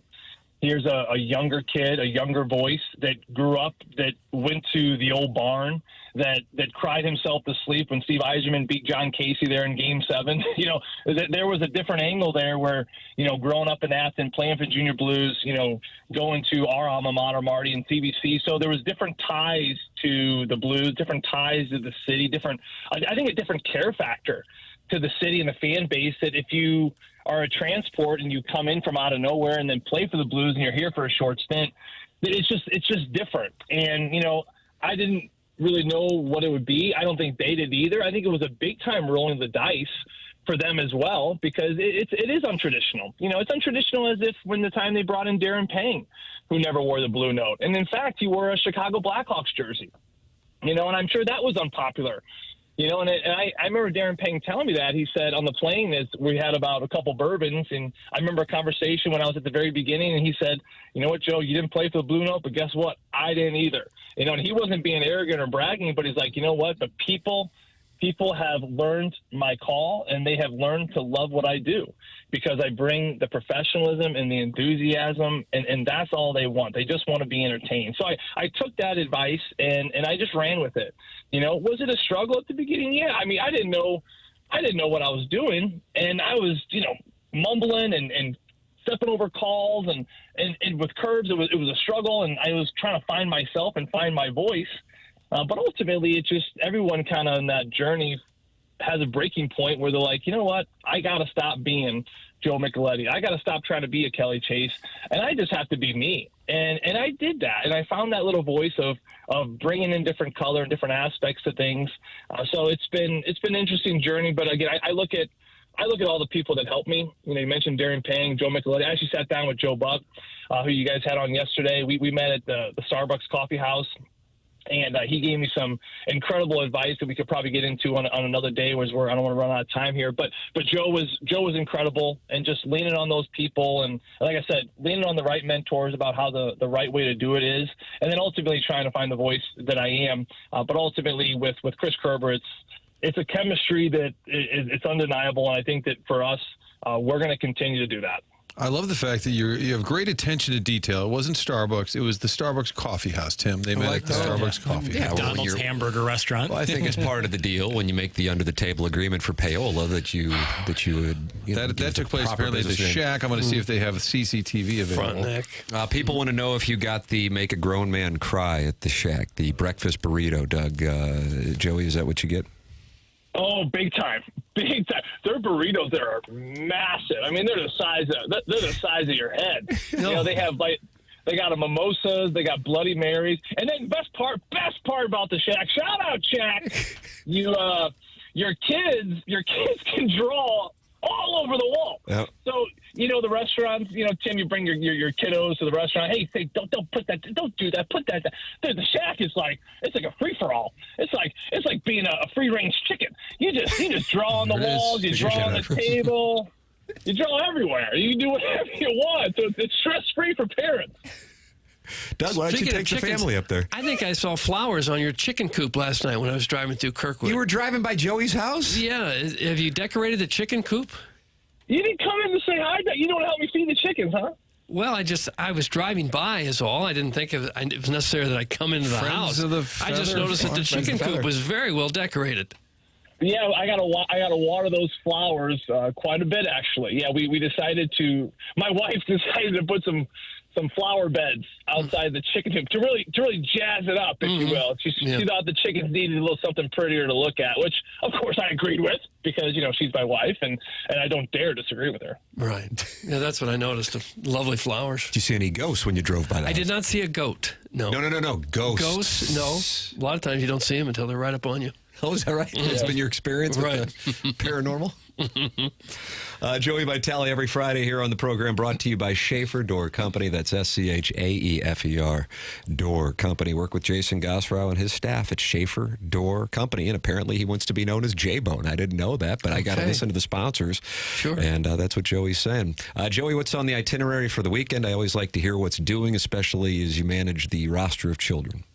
Yes, it's just going to be managing. I'm running a restaurant, you know, running a house, running a farm, It's the whole bit. It's just every day. I don't even work out anymore. It's just squatting down and picking up kids and chickens. So there'll be a lot of that. We are going to Tower Grove Farmers Market. You guys ever been to the Tower Grove Farmers Market? I have not, no. Oh, it's a great market. It's kind of hard to find parking, but they have this Amish guy there. I think his name's Bart or Barry or Fred. Jedediah, maybe. Anyway, yeah, he's a great guy. He's a great guy. He could use a toothbrush. He's a great guy. Anyway, he's got these blackberries. These blackberries are the size of apples. These things are massive. So we get all these blackberries, and he's incredible. And then they have these different stands where you can get different produce and different vegetables, and then they usually have like face painting and stuff like that. But it's a great old time. So we're going to do that tomorrow night. Let's see. I'm going to O&O Pizza on Sunday. I have a couple we're meeting over there at O&O Pizza on These are Sunday. appearances around town. Yeah, I like want to this. see Joey. He'll be appearing this weekend. Pizza. He's going burgering. Shout out O&O Pizza.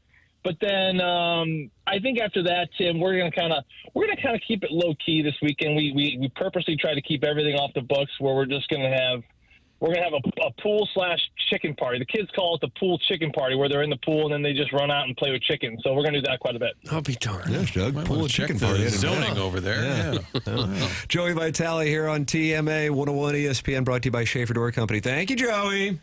Thank you, boys. There he is. It's All Joey right, then. Vitale on the Callier and Thompson phone lines. You're welcome to give your thoughts by texting in 314-399-9646. Air Comfort Service text inbox. You can call in, too. I know Pestis has been on hold for about 90 minutes. 314-974-0101. Yeah, Chairman Kurt, he texted me to let me know who's on hold. And yeah, I got a Pestis is on hold. Okay. We got the drops of the week coming up. We got the Design, Air, Heating, and Cooling email today coming up the morning after at InsideSTL.com. There's your Stiefel dossier. The program's called TMA. It's brought to you by Brown & Crouppen on 101 ESPN.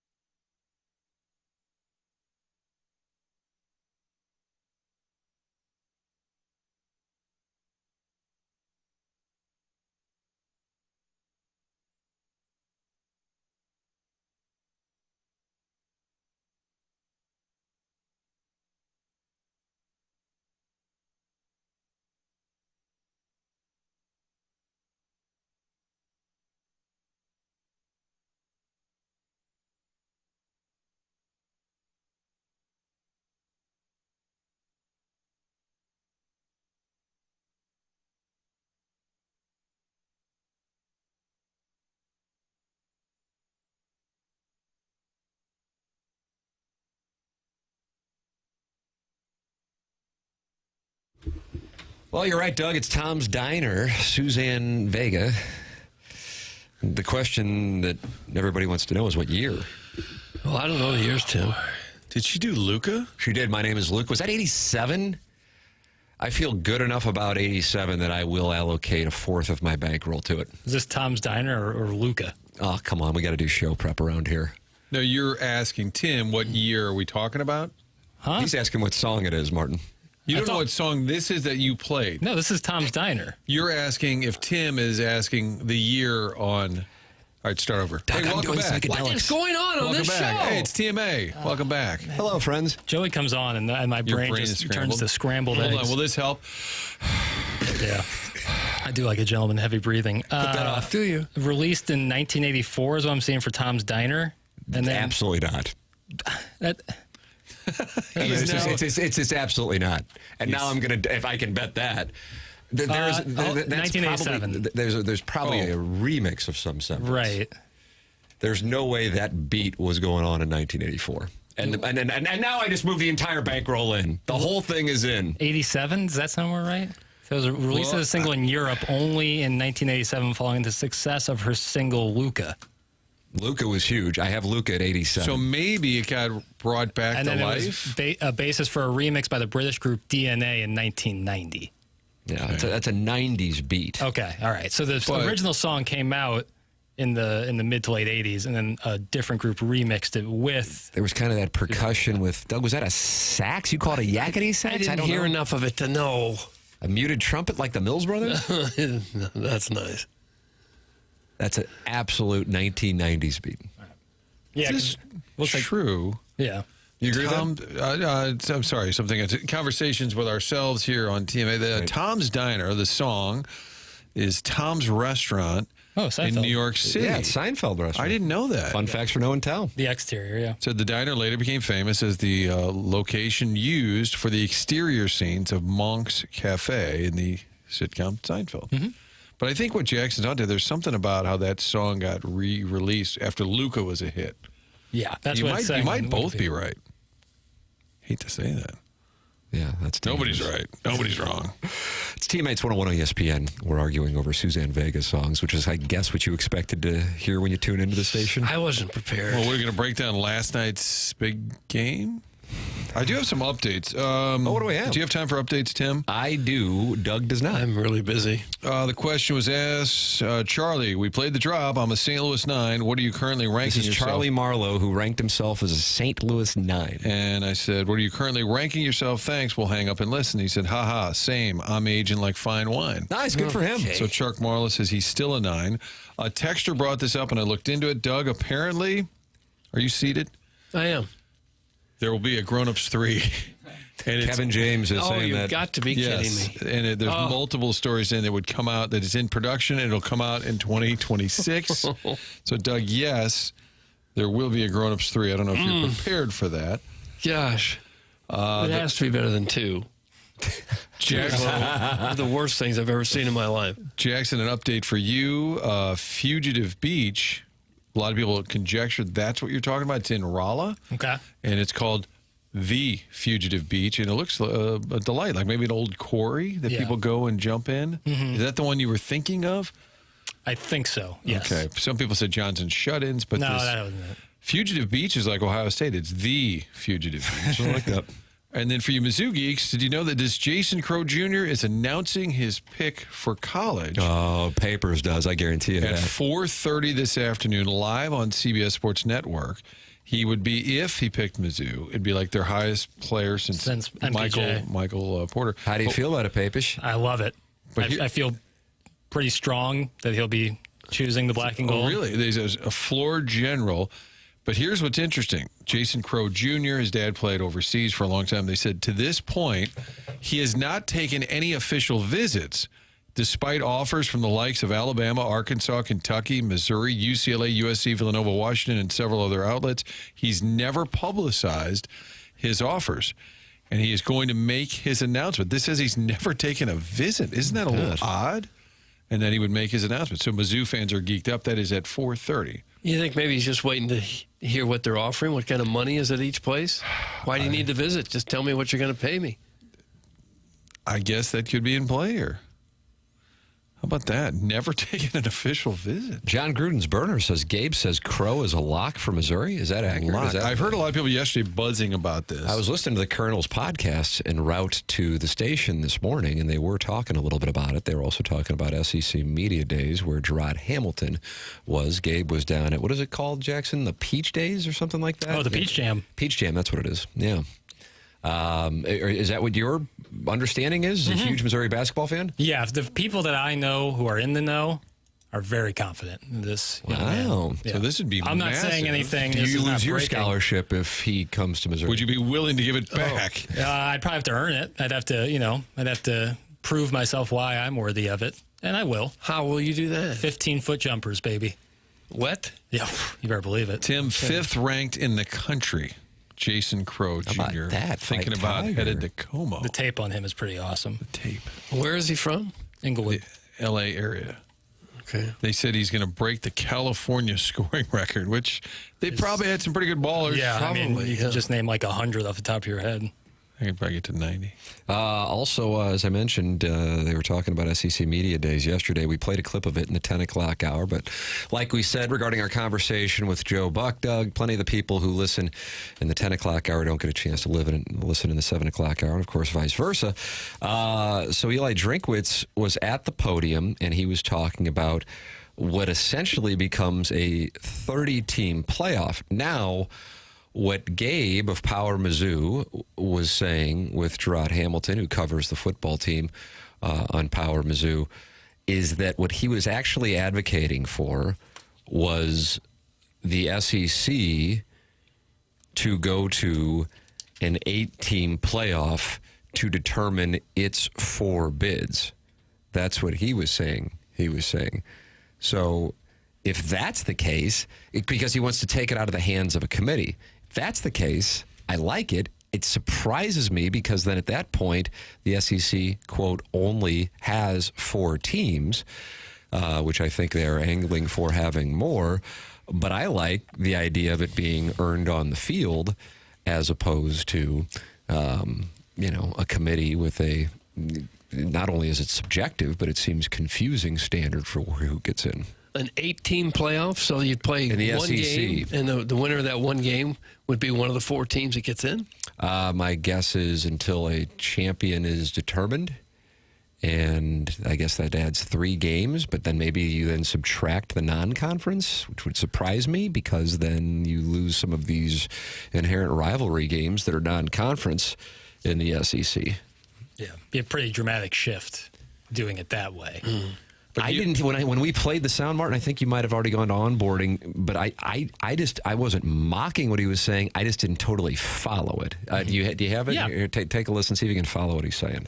And now, last year we complained about the committee selections. I mean, we produced all kinds of stats and handed them out about why the SEC was so good. Well, the problem is we have a human committee that has no standard set of structure of how they're going to select. They're all human beings. They all have implicit bias. Until we figure out what exactly the standards are, I don't think that's good. In my viewpoint of it, I think we should go back and try to find more ways to include teams. How do we get more people involved? Because that's better for the players. That's better for the player experience to have more people involved in the potential to play for a championship. And it's better for the fan bases. I think we all would agree that the 4 college football playoff games at home campuses was a huge win for college football. We need to expand that opportunity, that energy and excitement. So my math could be wrong here, but if we did the 12, okay, and you had 4 automatic qualifiers. Everybody thinks that's limiting. It's not limiting if you think about it from, you take those 4 automatic qualifiers and you divide that up into 8 opportunities of 8 play-in games. So now you're taking the SEC's playing in for 8, you're taking the Big Ten's playing in for 8. Since we've expanded the bubble to 16, give 3 to the 3 to the Big 12, 3 to the ACC, 1. Now you've got 30 teams. 30 teams. Now we're talking about an opportunity for 30 teams, 30 fan bases to be excited and engaged in giving revenue. Got 30 teams with players who have access to compete for a championship. He has an overall thing where he said the playoffs should be 30 total, not 12, not 16, but 30. Right. And he breaks it down. He said, if you're talking about like the NFL, what percentage makes it into the playoffs? And he said, we're only doing, like 5% or lower. And he said, if you go to 16, 20, he did this whole math breakdown. I think 30 to most people feels a bit much. Yeah. I think. But again, I don't know if he's talking about, like, we think of the playoff right now as 12. It's possibly going to expand to 16. But what Gabe and Gerard were saying on the Power Mizzou podcast is that he's talking about the 8 teams from the SEC having a playoff, and then 4 of those winning that playoff, the 4 seeds, the 4 finalists, get to the SEC spot. So it's not determined by the committee. But he has another. But that isn't what that sounded like to me when I heard that. I don't know. There's another clip where he breaks down why 30 total teams should be in the playoff. Okay. And he said it's based on the percentage of how many college football programs there are. He was just saying 12 and 16 is way too small of a percentage based on how many programs there are. And he did the whole math on it and then said it's 30 to him was a reasonable number. That sounds like a lot, though, a lot of games. He says 44% of the teams in the NFL make the playoffs. We're talking about 10% of college football teams are going to make the playoffs, and we think that's going to keep fan bases encouraged.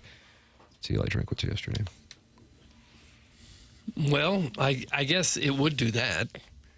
If a team like Missouri was in the playoffs last year, that would have kept the fan base a lot more interested in it all. Oh, the fan base was engaged. I mean, many believed. I didn't, but many believed that if they beat South Carolina, they'd be in. But they would be far more engaged if they were a playoff team. Well, yeah, but the point being, the South Carolina game, was it the penultimate game? Was that the penultimate? I don't like the word. I don't like penultimate. No, it was the penultimate game. I know, but I don't like the word. Unless you count the bowl game. Okay. Yeah, I don't. 30 teams is too many. That's from the 314. Can't do 30 teams. The math doesn't work to get to one champion with an even number of games. That's from the 314. Yeah. I mean, the percentage thing I get, but with that many, the high volume of total teams. I mean, 361 NCAA Division I men's basketball teams, only 68 make it. That's a lot less than 44% of teams making it. So. But is he considering these 8 SEC teams playing down for 4 spots part of the 30? That's what I think the disconnect is, and that's what somebody there is some confusion here, I think. That's what I'm saying. I think that he's saying 30 or 32 teams should have a play-in, but then only 15 or 16 teams actually make the playoffs, but he's just calling those games playoffs. So I follow that. And from that standpoint, that intrigues me. That intrigues me, a 30-team playoff. So would there be any buys, or you're just saying everybody that's in the playoff, you rank them? The top seed plays the bottom seed at home. Right. And then they advance. So you could have 32, right? And then 16 would advance. So there'd be a playoff round all on home campuses, and you'd have a chance to advance, I guess. Would this eliminate the conference championship as it kind of is now, the conference championship games? I would think that would die. Reimagined, I guess. Reimagined. Don't say reimagined. No, I liked that. Okay. But I would say he didn't articulate that unless I missed it. Maybe it's just how you use the 30 is maybe what I'm missing here, but he was clear that that's his number. It's getting pretty complicated. I mean, last year, Mizzou's a good example. Win a big game, you're in. Mm-hmm. Right? They didn't. No. It's hard enough to know who's in what conference anymore. If the conference is... It's just crazy the way it's gone to me. You like a good UCLA Maryland Big Ten showdown? I don't like it. No. Eli Drinkwitz yesterday went after unnecessary roughness on the Twitter tweets, Doug. That is a college football podcast conducted by Barstool. And when they said that he's proposing a 30-team playoff, he said that's not what was proposed or how it was presented. Maybe evaluate the idea before just assuming and making an aggregate headline. On Championship Saturday, each conference has play-in games to the 16-team playoff instead of having a selection committee. That's the idea that happens in December. That's Eli Drinkwitz going back at the unnecessary roughness Barstool podcast. He did have some material. He had an opening.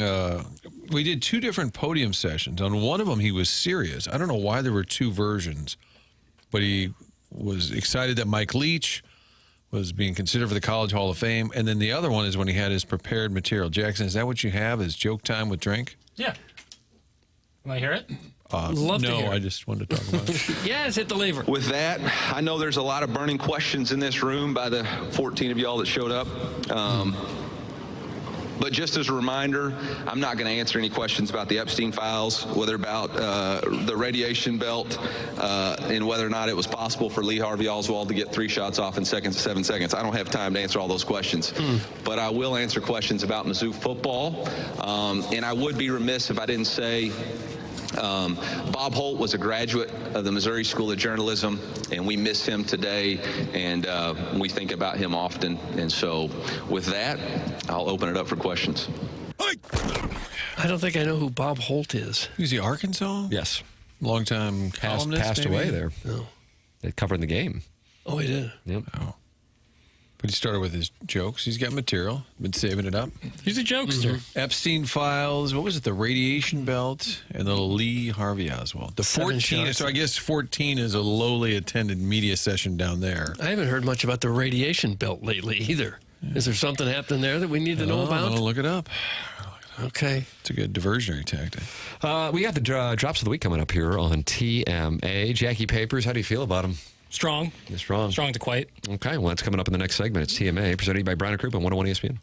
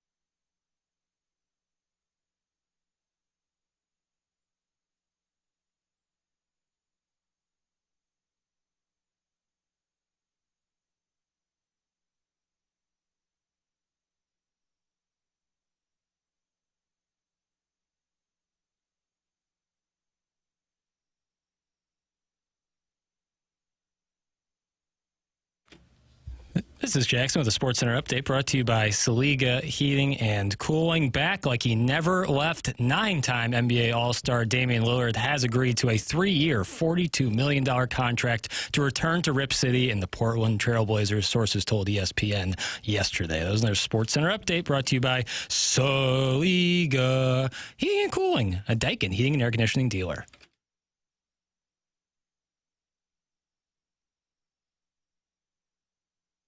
Missile gonna fly this year. Could be burning, gonna leave you hurting. Missile gonna fly this year. 12 wins in the playoff is certain. Missile gonna fly this year. Drink out the junk and all the funk. Missile gonna fly this the state in Starkville, miss. We sending these dogs to the abyss. Suey pig, come get you some whoop ass. Thanks for 12 and 0, we beat all the forecasts. Yeah. Wanna beat all the forecasts. Wanna beat all the forecasts. Forecast. Missile gonna fly this year. Oh, Doug. Is this new? No, this is the same one we had last year. Cook and Bird are mentioned, neither of which will be at the program this year. It's TMA 101 ESPN shows presented to you by Brown and Croup, an 8 o'clock hour presented to you by the Fisher Window and Door Store. Tim McKernan, Doug Vaughn, Martin Kilcoyne with you. Little Jackie Papers is DJing here. If you want to call in and be on the program, 314-974-0101.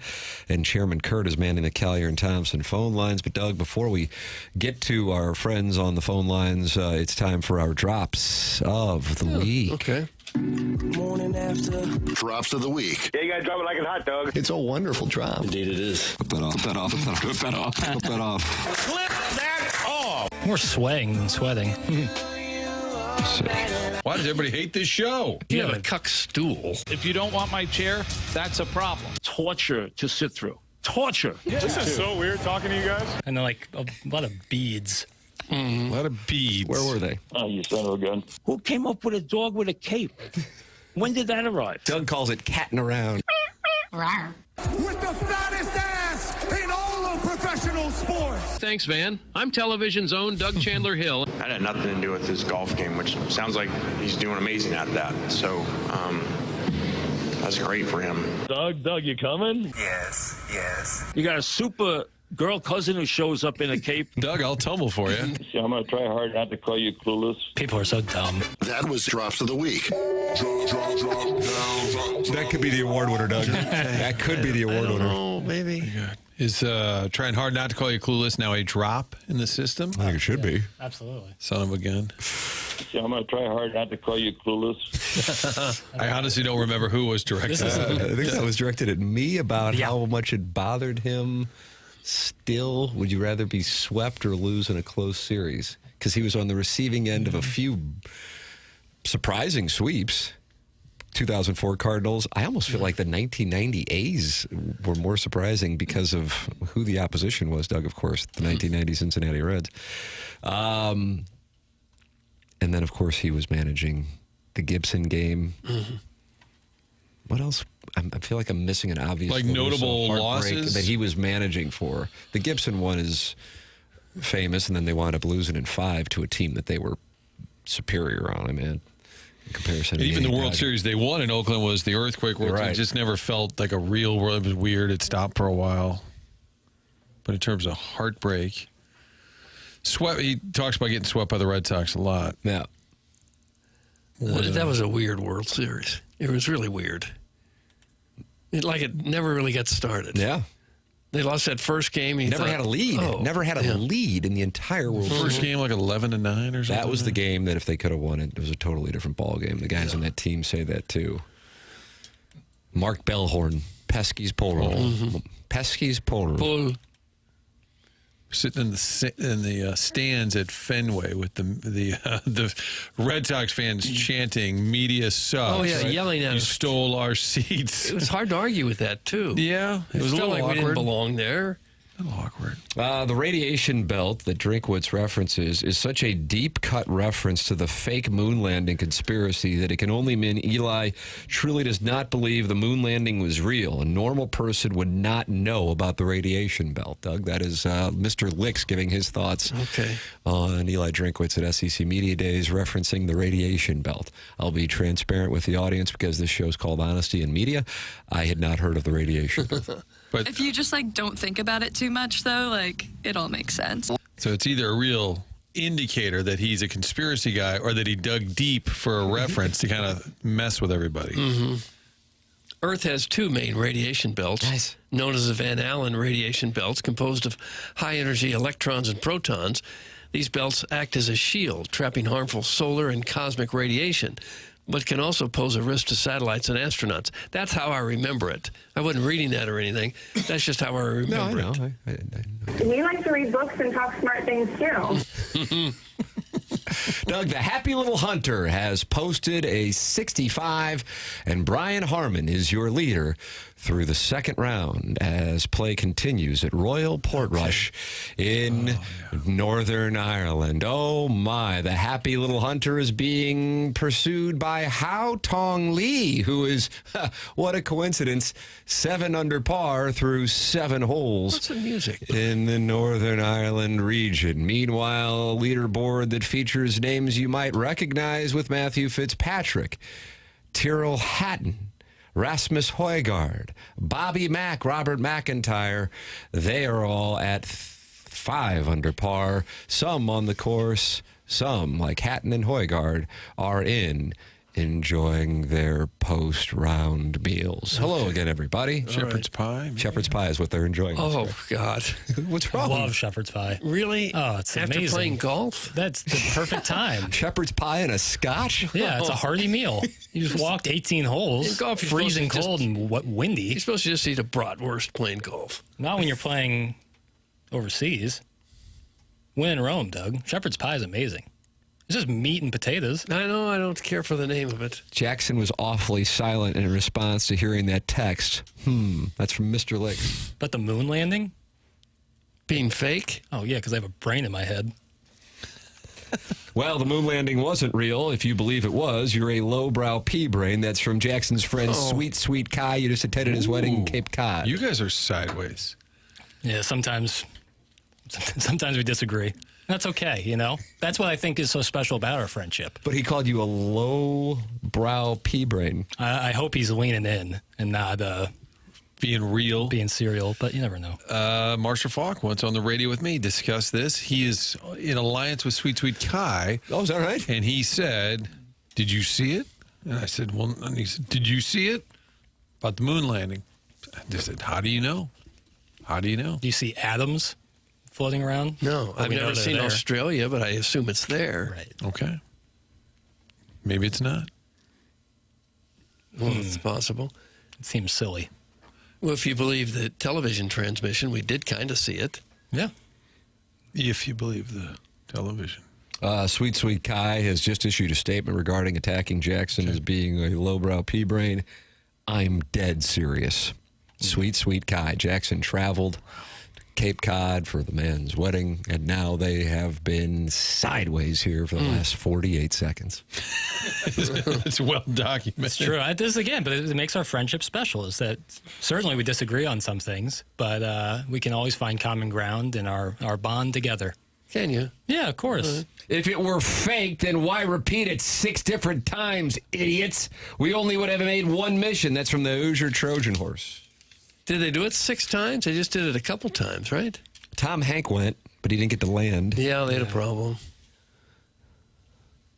I don't know. I think they discovered there's not a lot up there. It's just a dusty rock. Gary Sinise. Mm-hmm. Kevin Bacon. Yeah. And then Ed Harris in the control room. I yearn to take my jacket off and lay it down the way Ed Harris does in the control center in Apollo 13. Okay. That was like Aura before Aura was a thing. Wow. Watch that scene again. Think about it. Well, and why would we have faked it? Just to prove that we could do something when we couldn't really do it? Probably for the rest of the world. Beat the Let 'em Russians? know. Right. Detractors, and I want to say again, I am not one of them. Mm-hmm. Sweet Kai is, though. Would tell you that it was probably something to do with Russia and beating the Russians. Sharon and Clayton coming to Jackson's defense. You guys have a new alliance. I didn't know about She's this. a la carte with her takes, and I like that. You like that, Doug? She's a la carte with I her don't takes. mind it, yeah. Don't worry, Piddles. His marriage will blow up in 3 to 5 years, and you'll have the last laugh. Wow. Not an alliance. And that's why Not an alliance. Sharon and Clayton is the star of The Real Housewives of TMA. No, I love Sweet Kai and his new wife with all my heart. So I wish nothing but success and love for the two of them. And I disagree, and I want to distance myself from Sharon Clayton's text. Okay. Sounds like that alliance is coming to an end, Doug. The program's called TMA. It's presented by Brown & Crouppen, 101 ESPN. Mark Hanna, sponsor of the 9 o'clock hour here on our show. Joey Vitale was with us in the 8 o'clock hour, and he's brought to you by Schaefer Door Company. And we'll have the Design, Air, Heating, and Cooling email today coming up in the 10 o'clock hour on our Stiefel dossier. Martin, what do you know about Seth Goldcamp and Design, Air, Heating, Cooling? I know you can count on him. And that's a big thing in the HVAC industry. You want a company you can count on. They'll get out to your home and take care of things without trying to sell you something you don't need. And you can count on them to be around next year, the year after that, 10 years later. They've been doing this for more than a century, making sure folks in their St. Louis home are comfortable year-round. So whatever the issue is, if it just stops working, that's a moment of panic. Get to designerservice.com. Or if you just think you need a tune-up, doesn't seem like it's working quite right, the house is a little bit warm, should be cool, have them come out, do a little check, a little tune-up for you at designerservice.com, a company you can count on, family-owned business. We're talking about a fourth-generation Design Air for all your heating and cooling needs year-round. They're also the longest-running sponsor of TMA. Call them up, set up the appointment, let them know that you want to support a TMA sponsor. It's designerservice.com. There it is, Design Air. Email in for our Design Air heating and cooling email today, the morning after, at InsideSTL.com. That's coming up at 10:45 on today's program. It is TMA 101 ESPN.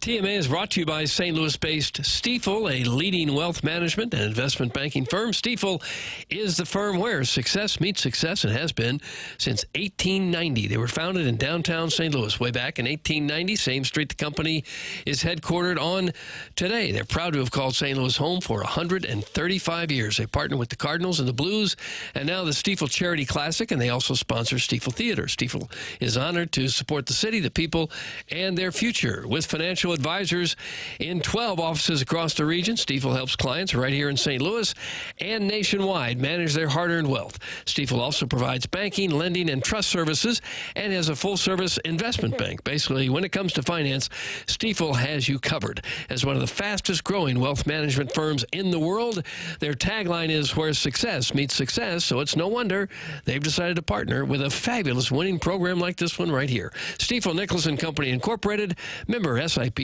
and NYSE.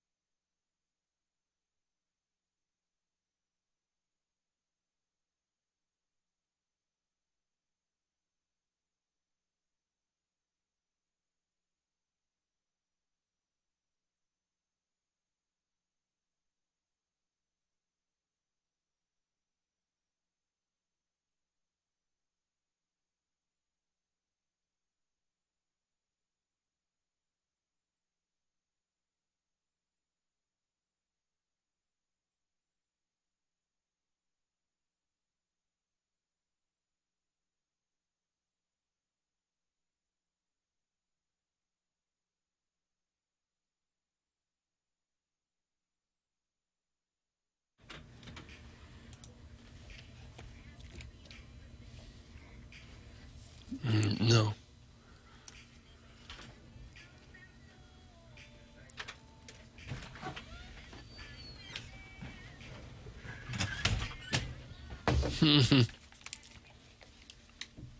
Nice.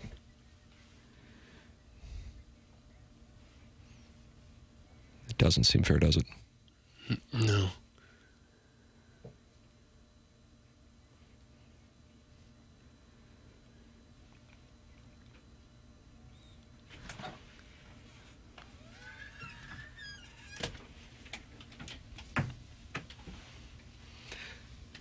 Doesn't run in your blood, does it, Doug? No. It's just nice knowing even during the down seasons, the players are in it for the fans and not the money. That's correct. That's how we get through the rough times. Cardinals and Diamondbacks this evening as can I call it the metaphorical second half? Well, gee, I wish you wouldn't. Symbolic second half? I think symbolic might be better because they're past the halfway point. But either way, as things get underway in Major League Baseball, the Cardinals will start out in Arizona this evening as they try to get it together in time for a rally in this symbolic second half of the season. As far as your MLB futures and the Cardinals' chances of winning the World Series, Doug, if you want to put $100 on it and they win the World Series, your high school bookie would meet you at the Cracker Barrel off 55 under the Arnold Water Tower, and then he would hand you $8,000 because they are plus 8,000 to win the World Series. The Dodgers plus 210, the Tigers plus 750. Those are your two favorites in the respective leagues. Okay. Yeah, I'd drive down to Arnold to pick up $8,000. Yeah. Sounds like a crime was just agreed to over the air. Next thing you know, Vitale's getting an envelope full of cash. Now over at the Shack. Cardinals are plus 1,500 to win the National League Central. The Cubs are minus 225. Brewers plus 195. If you think the Pirates are going to win it, you put $100 on it, and then you get $50,000. Oh, that'd be nice. Brewers have won 7 in a row. They're really on a heater. They probably didn't welcome the break. Wanted to keep going. Jackson says this in the Stiefel dossier. Let's have the Jordan Walker conversation. Where did things go wrong, and what can the franchise do, and what can Jordan do to shift back into the player we thought he could be? This is a year of player development. What's the next step with Jordan Walker?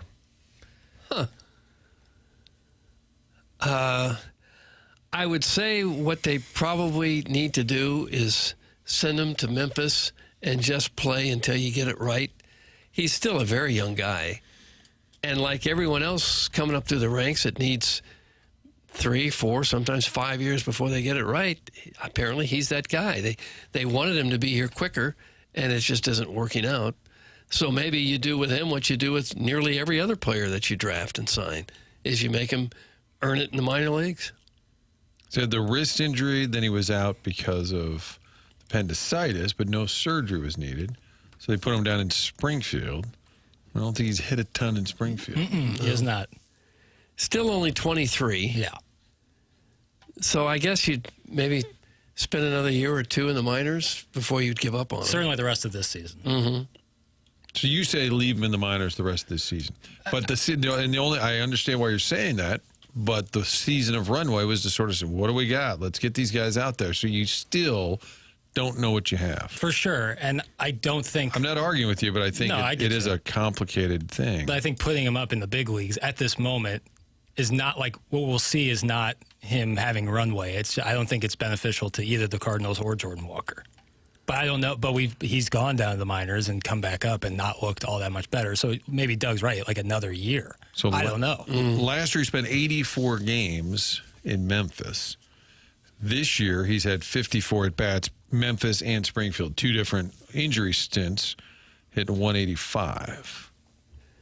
And the crazy thing is he was a remarkably better hitter his first year up. That to me is the key part of this conversation. There's been a regression. And while I do recognize he is young, the player, I believe Jackson asked questions, and I think when we were at the exact halfway point a couple weeks ago when they were 81 games, you revisited the questions you asked us at the start of the season, and I felt like one of them is, what is the player you're most interested in or most important, so to speak, in 2025? And I believe my answer to one of those questions was Jordan Walker, because you kind of got to have an idea going forward. This is now, as crazy as it might sound, his 3rd season with the Major League team. What stands out to me, and maybe it's because I was down in Jupiter in 2023 and went to spring training games, is Jordan Walker, and yes, it was spring training, but for the first, I believe, 3 weeks of spring training in 2023, was the best player in baseball. They couldn't get him out. He was on fire. I happened to be at a game. It was at the Nationals and Astros ballpark in West Palm where the Cardinals were playing, and he slid into second base, and he hurt himself. And I think that was a head-first slide, if I'm not mistaken. And as weird as it is, and I'm not saying that that was the cause and effect, he just wasn't the same player the rest of the way in spring training, and he never regained the form that he had for the first 3 weeks of spring training. So you go from being one of the top prospects in the game, then you get the opportunity to play with a big league club, albeit in spring training. You have an odd injury. Maybe it happened in the sense that it was significant and it was underplayed. Maybe it's completely irrelevant to the conversation. But either way, that is the point in the timeline that I see that he was never the same guy. So in other words, sometimes you have prospects who get a lot of hype attached to them and it never materializes when they play with major league players. Walker didn't necessarily in the regular season, but he did look like one of the best players at a very early point in his career, albeit in spring training games. And then, since then, he's a guy that I think at this point they don't want to put in the lineup because they're just like, he's in over his head. And I just don't know how that has happened. I don't know. I don't know if it's physical. I don't know if it's so mental. He's all twisted. He's lost the swing that allowed him to develop into the player that he was with the hype and then surging in the minor leagues. But this isn't the same guy. Well, pitchers do get a book on a guy. A lot of them are pretty good. A lot of other teams are pretty good about figuring out what to throw certain hitters that they just can't handle. And maybe that's part of the equation also. But he handled most everything they threw at him in that first year when he had 16 homers, on base of 342, OPS 787. He was a high-quality hitter. And now he looks somewhat helpless up there. Last 2 years, he's at 201 and 210. You can't have that from an outfielder. Right. I think a texter today, maybe the same people as yesterday, but they've said, why not bring in Big Mac to work with them? And I think they're being serious. A lot of the talk at the LaRusse event was how Mark McGwire had great success with Alan Craig, but also David Freese specifically in that October run after a horrible series against the Phillies. McGwire advocated to keep him in the lineup, paid off, obviously, against the Brewers and then the Rangers. If I'm the Cardinals and this is this highly touted prospect, I know they hate the idea of going outside. Jim Edmonds got sideways with the Cardinals in part because they didn't like him hitting with players. I think at this point you do anything you can to try and fix the guy. Why not? Why not reach out and say, Mark, would you mind? We'll send you to Memphis for a week. Work with the kid. I mean, I think you'd try anything at this point because whatever they're doing or he's doing combined doesn't seem to be working to get the results you're looking for. Tim, the first 3 weeks of spring training are as pointless as my life is. Oh, gosh. He's a little down on himself. Wow. Yeah. The problem is so much was invested in those first 3 months of his spring training in 2022. That's from the 314. I'm putting in my questions for Chaim Bloom whenever we have him on. Yeah, keep adding to that. It's way down you got to do a deep dossier dive. What's the plan of action with Jordan Walker going forward? Okay. Or just say to Chaim, is it time to have the Jordan Walker conversation? I like that. That's how. I also have here. What are your thoughts on the Navy road caps, Mr. Bloom? Mr. Bloom. Wasn't Bill Murray's character in Rushmore Bloom? Sounds Mr. right. Bloom? I did just watch it recently. I should know. You would think somewhere in the Cardinal organization they have a hitting coach that could figure out what he's doing wrong and what he needs to do to correct that. Right. I mean, there's people who that's their living. That's what they do all the time. Somebody in that system has got to be able to look at this guy with all the physical tools you could possibly want and say, you need to try this or you need to stop doing that. Right. That's what they're there for, is to fix players just like this. But it hadn't happened. Jordan Walker and the Cardinals are at a point where I wonder if they would go, okay, we just got to move on, and he's got to move on. It's better for both of us because it just doesn't happen, and it hasn't happened. And it's such a shame because I thought that this could be a great thing for the organization to have him be the next face of the franchise. But I would wonder internally if they're thinking about moving on from him. Well, it might be a year or two early for that. Because a lot of guys never get to the major leagues before they're 23 years old. So they may want to ride it out another year in the minors to see if he can figure it out. I feel like unsaid is next year's another kind of wasted year, and you can probably kind of roll out the same crew next year and say, well, you liked Runway 1? How about Runway 2? It's the sequel. Runway the sequel. Here we go. We're going to see if Gorman plays every day, except Arnado's still here. We'll try and trade him like we did, last year.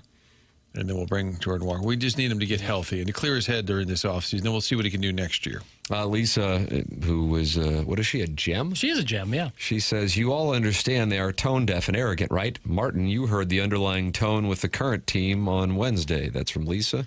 Is that in reference to the Tony La Russa event? Well, at that event, yes. First of all, I know Lisa loved it when Joe acknowledged Skip Schumacher was in the audience, and Joe said, Skip, come home. I could hear Lisa cheering from across the theater. But there was a theme, I would say, when it was Edmonds, La Russa, Freeze was up there, but he wasn't taking shots. But Joe said to Tony and Edmonds, boy, I love that era when they were aggressive and you guys could call for help. And there was when they were saluting Walt Jocketty, like it was a different era. There was definitely a tone that the current regime is not quite getting it done. Martin, if you ever wondered if my father is not a fan of your impression of him, I think we have confirmation right now that he is not a listener to the program. He's calling me. Oh, is he really? But you've only been doing the show, Tim, like what, a couple months? Pocket dial, maybe? 2004. Hey, Mitch, I don't know what you got going on right now. Just you got dentures now? Why don't you take the call? Take the call. His jowls were moving there. Maybe I should. Yeah. It's Dad. I just, I like the Cardinals at plus 200. Sonny Gray, the game on Saturday is on. Plus 200, I'll take the Vipers on that. They're on the 2 Fox on Saturday night, and then Miles Michaelis, because he's better now, will pitch Sunday. How about that? Love it. I'm waiting for this. So the Fetty start would appear to be happening at Coors Field. Oh, perfect. So there you go. Yes. Look for that. Why do you think they wouldn't start Sonny Gray tonight? I mean, he's had plenty of rest. Why wouldn't you get your best pitcher right at the beginning, and maybe it'll pay off with an extra start at the end? Doug, they probably flew into Arizona on Thursday, and he needs to kind of get the routine going. So he needs today to do the routine. Okay. I'm making it up, but I feel like it's also possible. I think around baseball, you'll see that most teams have their ace going tonight. Looking around, I got the baseball probable pitchers up. I mean, it's tough because he threw in the All-Star game, but Skeens is not pitching for the Pirates. I would not say the Pirates are saving him for the deadline. Verlander's starting for the Giants. He's 0-7. Yeah. Yeah, boy. You almost forget he's on the Giants. Cease is pitching. Alcantara's pitching. Okay, so there's some aces Maybe out there not, for sure. yeah. That's the way they used to do Chuck it. Morton pitching. Boy, Charlie Morton and Justin Verlander pitching in the same night. What a time to be alive. Wouldn't you want your best guy to pitch at the start after everybody's rested? You might get an extra start out of it at the end of the year. I guess not. Let's tell you. Want to stay in rotation. The response you got is I don't know what to tell you. Want to take a guess on the temperature tonight in Phoenix? Tonight or right now? 108. A little lower than that. It is going to be 104. Okay, dry heat. My wife and I are going to Vegas, at least planning on it here in a couple weekends. And we were looking at the temperature, and it was 112. Oh, gosh. And she goes, why did we book this then? I go, I don't know. We just kind of wanted to go, and we had the family trips, and we went out our time. Yeah. I don't know. Maybe we'll call an audible on go somewhere else. Maybe go to that Fugitive Lake. It's just right down the road. I've been to the Scottsdale area in August, early August at that. And it was 114 degrees, and it feels like your skin is melting off the bone. That happens in Raiders of the Lost Ark. Am I right on that? I think so. The I always found it a little odd that it gets so darn hot in Vegas, like 112, and yet it's still kind of cold in the winter. Oh, yeah. The Hawk is up, too, with a stiff breeze, bro. Yeah, the desert is a fascinating biome. Don't ever say biome. That's exactly what it is. It's a biome. Doug, I do have a Sonny Gray theory, and it's a serious one. I think if he pitches Saturday, then he lines up to be the game one starter here against the Padres, a tougher opponent than the Rockies. And a wild card opponent. Yeah, and so instead of rolling him out against the Rockies next Wednesday, which Palante could do, unless they're in a six-man rotation, which they aren't. I don't. It's like an argument that they have conveniently when they need to have a six-man rotation. But anyway, I think Sonny Gray would pitch next Thursday at home against the Padres. Maybe so that's it. We were upset the way they didn't quite get it to work against the Cubs. 7 games where he didn't pitch one of them. I think they're doing this so he pitches against. Look at my father, a little pitching coach. Is in him. he calling in? Said He's calling in? No, but he said that the Cardinals don't want Sonny pitching in Colorado because his sweeper won't sweep there. Okay. And maybe Jeff Burkett, who's so a either delight. to avoid Colorado What or about to the other line up pitchers? for the Padres. Does that mean the other pitchers, their stuff doesn't I don't know count? if they feature the sweeper as much as Sonny Gray does. Do you think behind closed doors they say, well, Fetty's getting rocked either way, so Might as well let's do make it out here. Tim, join us in Maine for the first week of August trip that we're taking. That's from Harrison Ford's Tears. You would have to assume she's, what do you think, 24 and pursuing a graduate degree at Ole Miss? I would assume that's Harrison Ford's Tears. Ruin me. Oh, was that her? You got a super girl cousin who shows up in a cape. It's my favorite. It's my new favorite. Supergirl Super cousin. girl cousin.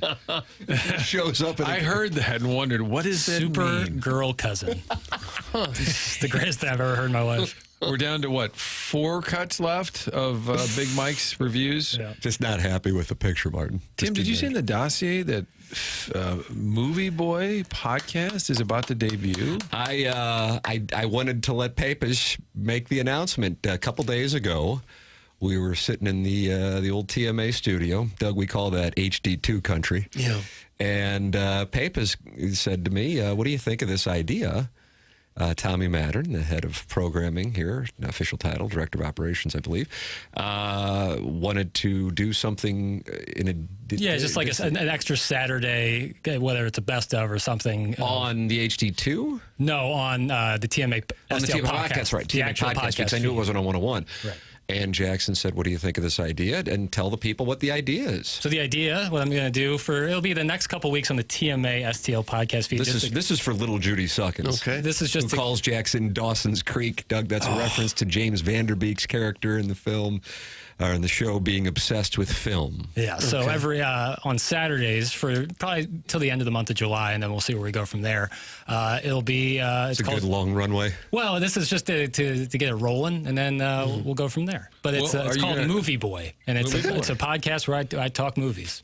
And he's doing it Han Solo, Martin. This first week is Han Solo. I would bet the next week's podcast will have some other people hop in. Such as? Friends of mine, friends of yours. Gene Shalit? I don't know about that. I don't want to give James away too Gunn. much. Rex Reed. I'd love to get James Gunn on. But yeah, so it's going to be. I'm giving it the old college try. We're gonna see how it goes. Army Archers. So you'll see it on Saturday morning. You'll see, and if you're subscribed to TMASTL podcast, you'll Richard see. Roper. This is going to be a YouTube thing. No, not on YouTube. When you said see it, you'll see it in the podcast feed pop up. Got it. Usually you wouldn't see anything on Saturday pop up. You'll see Movie Boy. And for the first week, a little intro. I'm talking about the movie F1, which I saw this week. Movie 28 Years Later, zombie movie. And then a little mailbag at the end of it. Well, mailbag. I actually think this is a proper vehicle for you. As much as you love cinema. Thank you. I love it. It's like a passion project. and Good for you. Your knowledge of the film industry is crazy. So I think this is a perfect. I'll listen. Oh, and it's going to sound probably, it'll get better as I get some more experience doing it. But you never know if you don't try. No, you sure Got to don't. put pucks on net, Doug. So When we're does going to it give it a drop? shot. Saturday morning, you'll see it. Saturday morning. So will be the this first- Saturday, like tomorrow? Yep, tomorrow morning. Woo! And what do I do? I go to the TMA. If you're already subscribed to the TMASTL podcast, you can go to the TMASTL app as well. And if you're subscribed to that podcast, it'll just pop up for you. Even though I'm on this show and I'm new, I go to the TMA app all the time, and it always asks me to sign up, and I'm always like, no. Like I'm on the show. You are not eligible to Right get up. any rewards. Would like to send you notifications, like not now. How about this? Maybe later. Martin Steven Time, who I think is one of your nemesis. I know Kwame Voyukis IV is, says, but usually not necessarily positive. Says, congrats, Jackson. Well deserved, and I know you'll kill it. How about Thanks, Steven Steven Time. How about Thank that? you. Look at that. Now, the next text, unfortunately, is from Mr. Siders. Oh, what's he And say? he says, you could not pay me enough money to listen to that podcast. And that's a guy Jackson played 18 holes against in the TMA Fan Page Club Championship. Was that last year, Doug? I know you go out and watch those matches. I don't really. And he's been critical of Jackson's 7-iron distance, and now he's critical of this podcast venture. And I would just say, well, then, Mr. Siders, don't worry about it. You don't have to listen. Exactly, and that's fine. Hey, listen, it's not going to be for everybody. It's pretty nerdy, It's pretty, but it's going to be fun, and I'm excited to see. I want to get other people involved in it, bring people on, movie by movie, topic by topic. I think it's a kind of a fun outlet, and like I said, if you don't want to listen to it, you don't have to. If you like it, keep on listening. How long will this podcast go, boy? This first one's going to be about 90 minutes. 90 minutes? Wow. Talking Just about sit by yourself. That's as long as very the movie. QFTA of you. It's about 9. I was planning on going 30 minutes with the movie 28 Years Later, 30 minutes with F1, and then like a 15-minute mailbag thing. You could talk 30 minutes about one movie? I went 48 minutes with F1. I had a lot of thoughts. And you're just sitting there by yourself talking to the mic? Mm-hmm. Yep. Wow. Yep. It's pretty deranged. What is there to discuss for 40 minutes about one movie? Oh, so much. You know, Apple invested a lot of money into this movie. I think I should give it its credence and give it a runway. Hashtag it. Stephen Time says it's incredibly wise to start building something for yourself to run parallel to the success of TMA. I'll be a listener. Look at Stephen Time. Thank you, Stephen Time. Yeah, I have a passion for it, and I want to do it.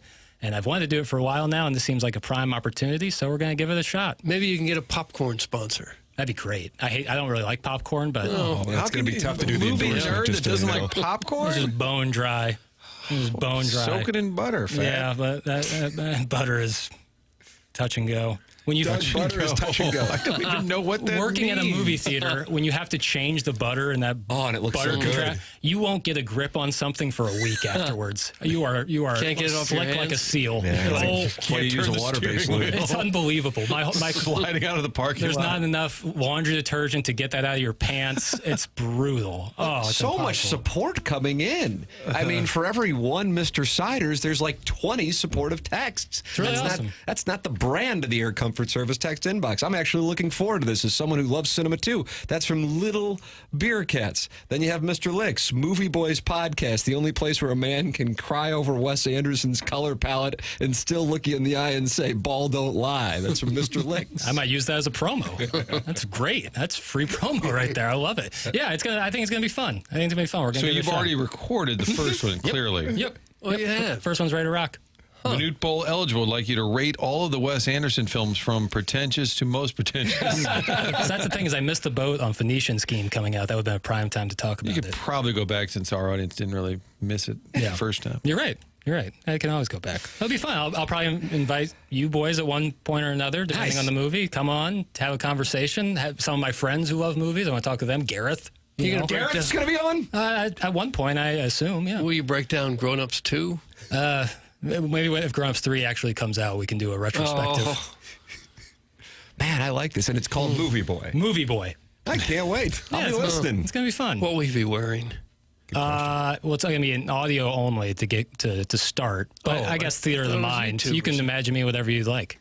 Oh gosh. Doug John Scores in the Michelob Ultra YouTube chat says, sometimes I stop by the theater just to get popcorn. And pay $15 for it? That's not a good move. Didn't Abelin say that was a thing at Frontenac? People would come by just to buy the popcorn. Because the popcorn's so good at Frontenac, or was, I should And now say. that one's closed? Well, at Frontenac, you didn't necessarily have to buy a movie ticket to get in to buy something at the concession stand. Right.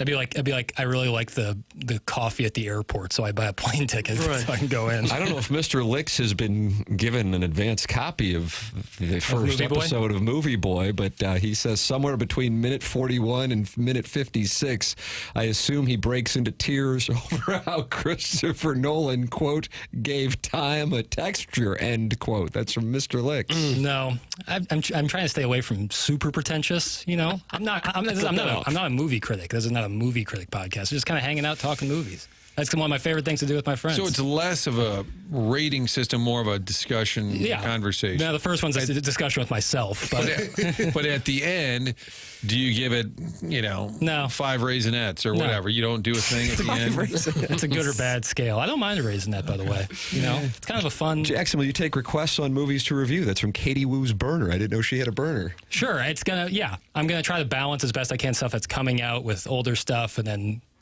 more macro topics on top of that. I'm doing a lot of work in my head about this.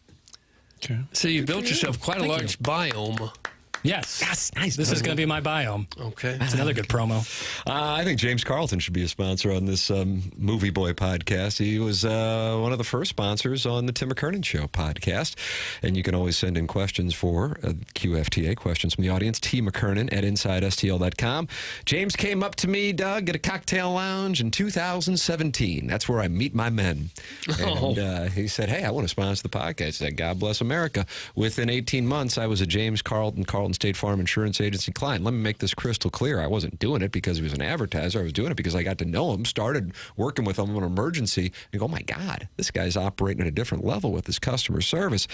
It is a totally different experience now that I have been a James Carlton State Farm Insurance Agency client, and I recommend that you give them a call at 314-961-4800 or online at carltoninsurance.net. That's James Carlton, the Carlton State Farm Insurance Agency, online at carltoninsurance.net. If your insurance costs a leg and an arm, call James Carlton State Farm. This TMA 101 ESPN.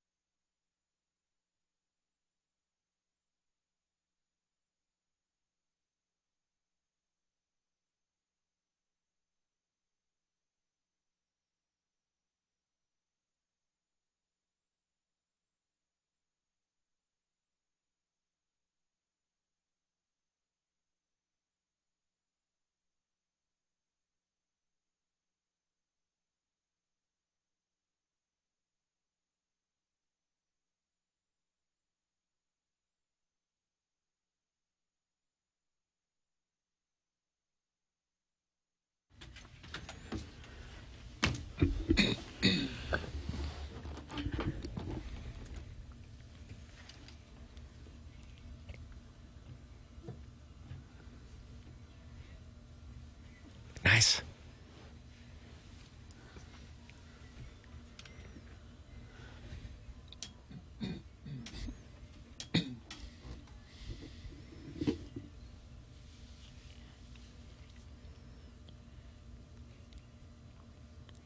Oh, my. This is not the Gloria I remember. This is Laura Branigan. This is the remastered version. That's correct. It's like the Tom's Diner thing we were talking about. TMA 101 ESPN. Mark Hanna sponsor the 9 o'clock hour here on the show. He's online at evergreenstl.com. You can watch the program, youtube.com/TMASTL, where friends have gathered like Bach Hogg and Paulie Barodi and Ken Iggy Strode. They're in there talking it over. And Lex Luthor wants to know if I'm going to Las Vegas for the Canelo versus Crawford fight. I am not. Oh, you're not. I am going there to get intoxicated, gamble, golf, and ideally have some girl-girl activity, to be real candid with everybody. That's my Mount Rushmore of things that I'm looking for in Las Vegas. And what do you think the odds are of that happening? Well, I've been on an aggressive pursuit of it for decades, and it is as dry as the desert. But that doesn't mean we don't continue to try. And I think that's what makes me an inspiration and a mentor for many in the community. Certainly to me.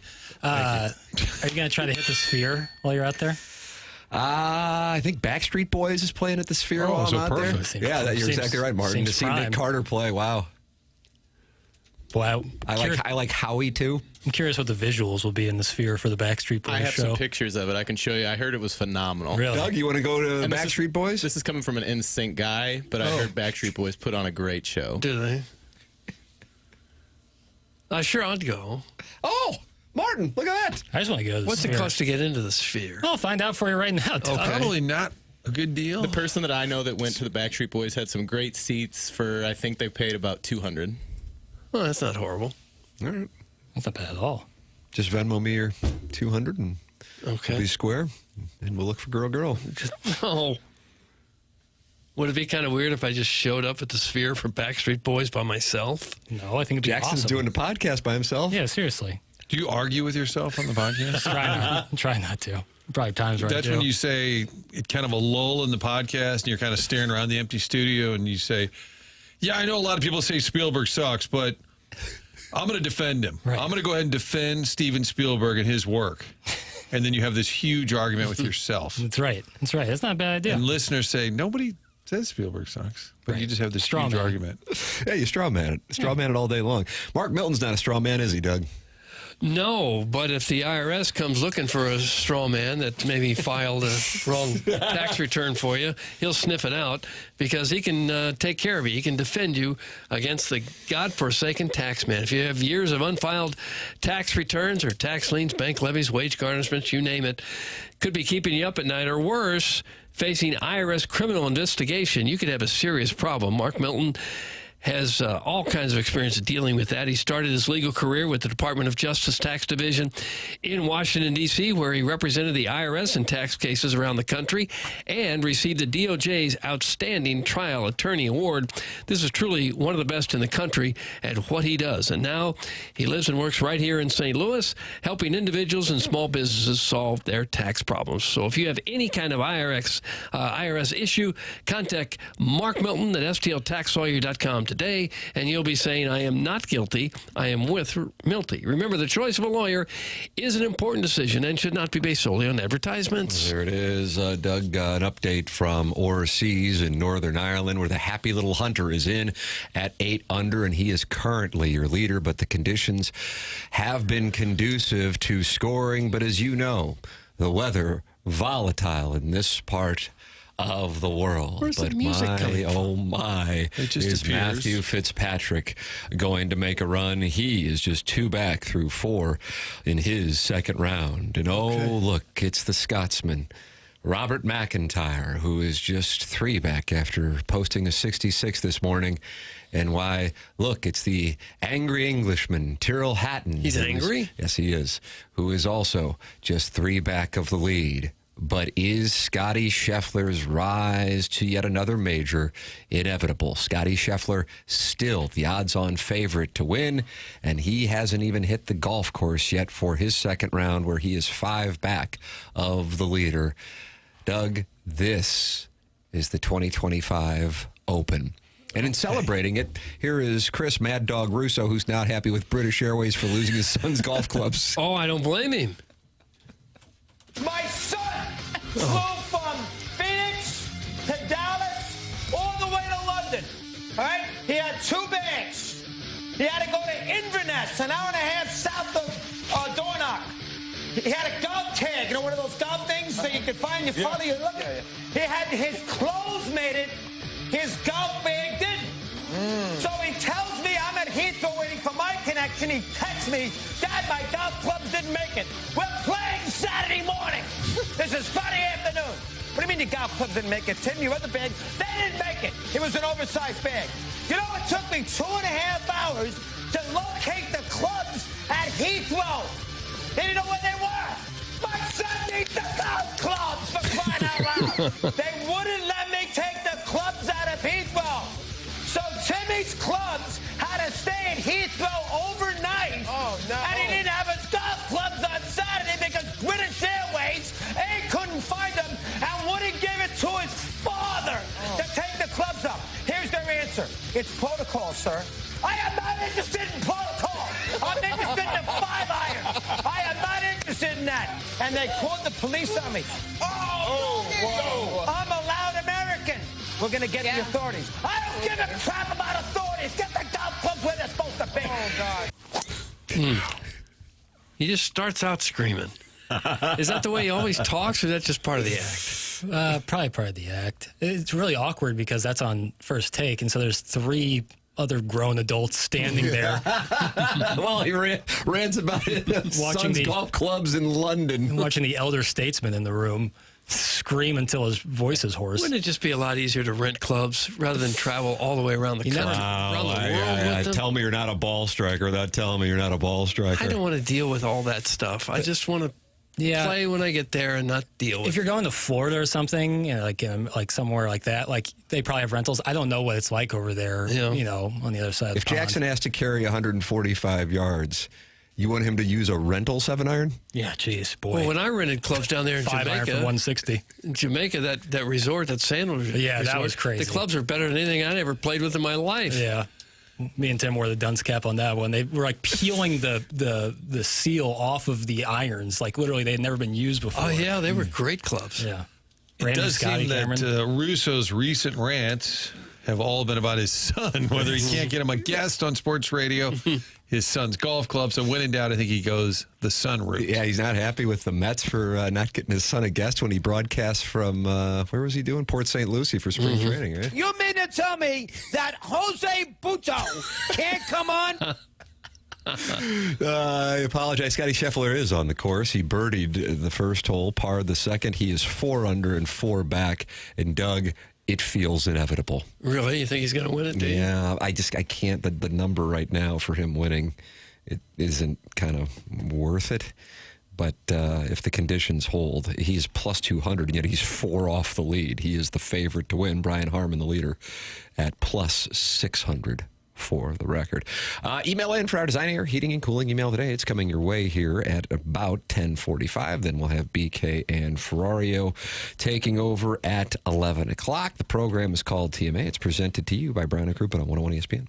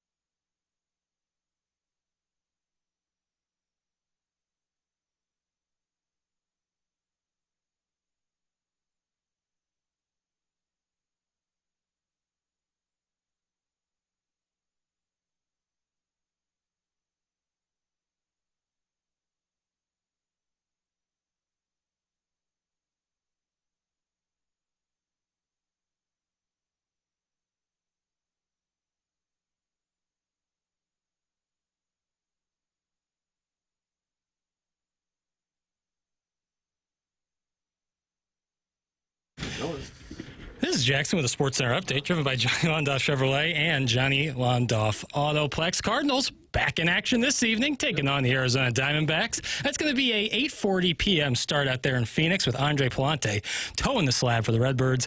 That was another Sports Center update, driven by Johnny Londoff Chevrolet and Johnny Londoff Autoplex. See them at londoff.com. Chevy, together we drive. Are you kidding me?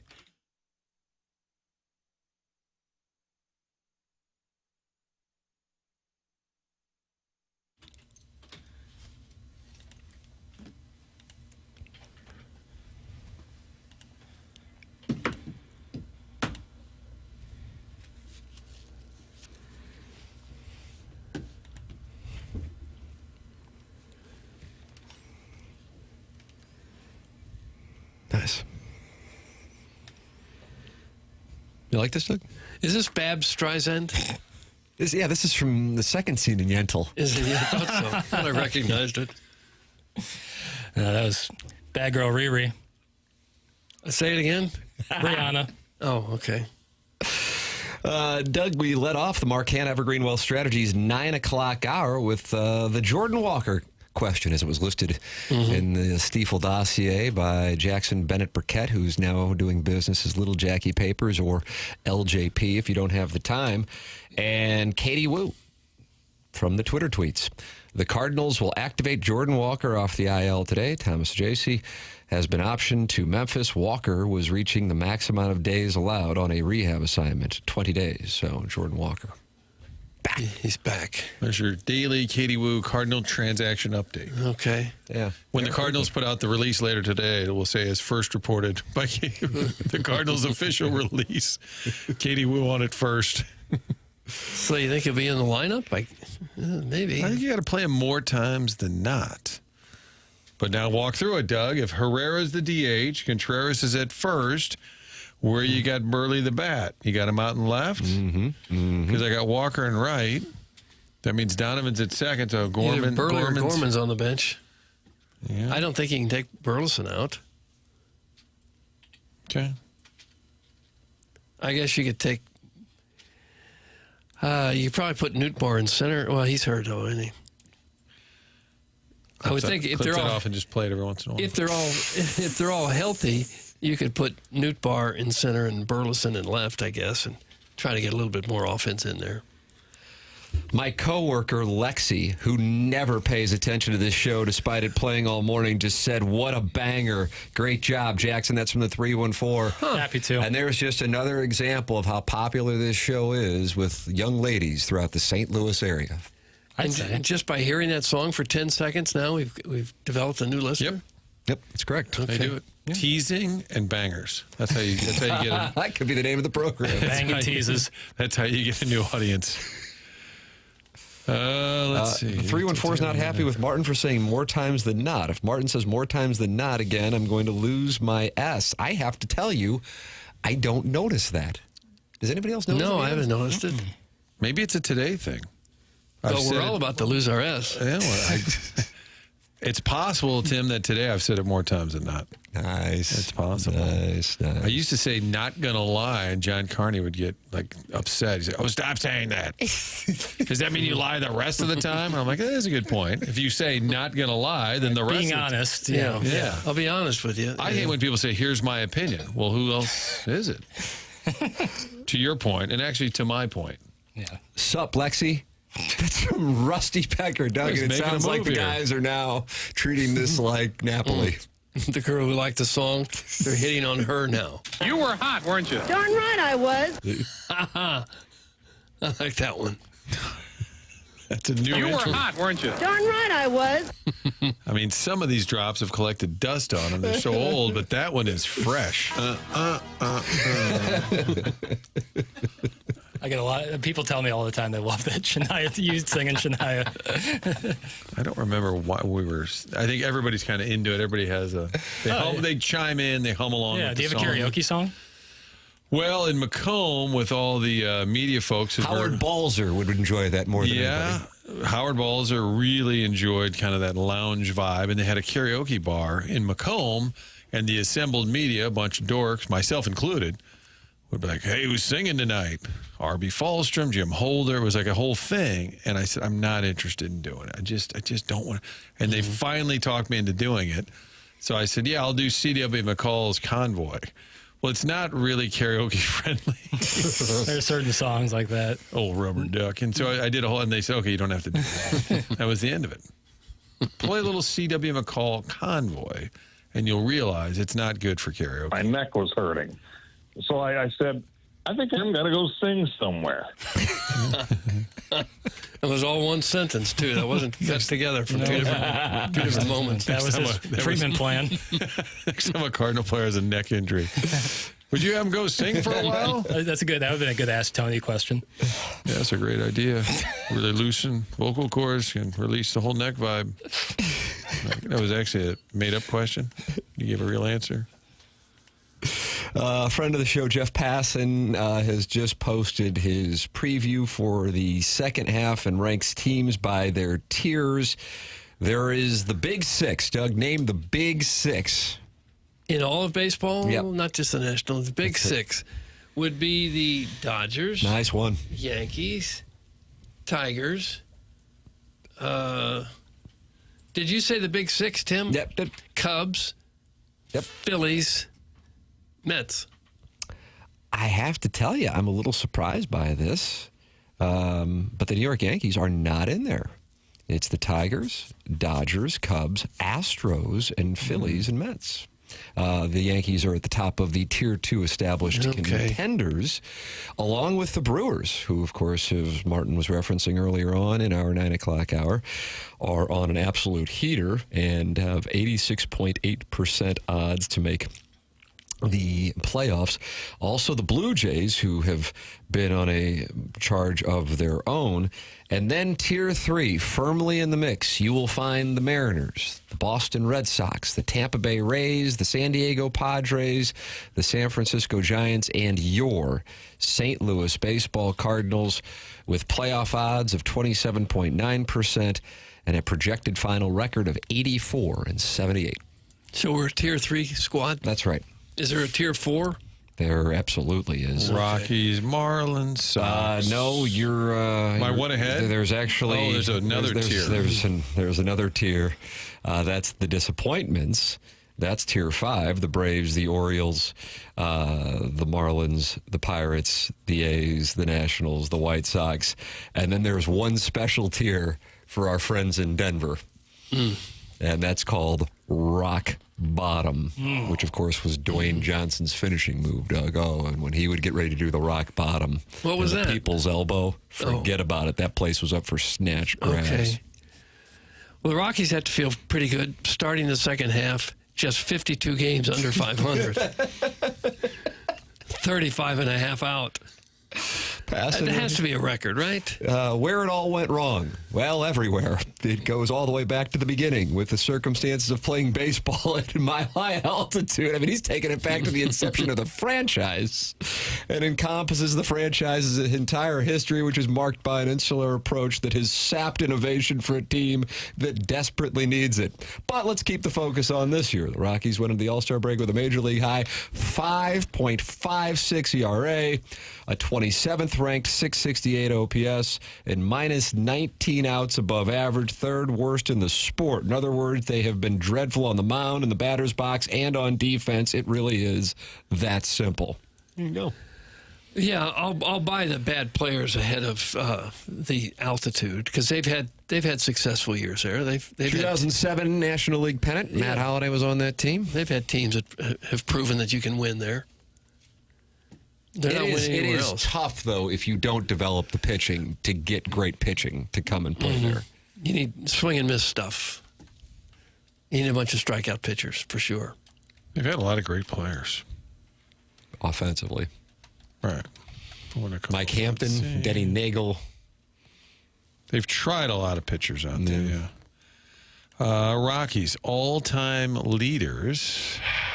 Doug, did I say the Rockies all-time felt like it, yeah. leader in home runs for the Colorado Rockies? While playing in Colorado? Yeah, I think these are just Colorado numbers. If I'm looking at it. Todd Helton.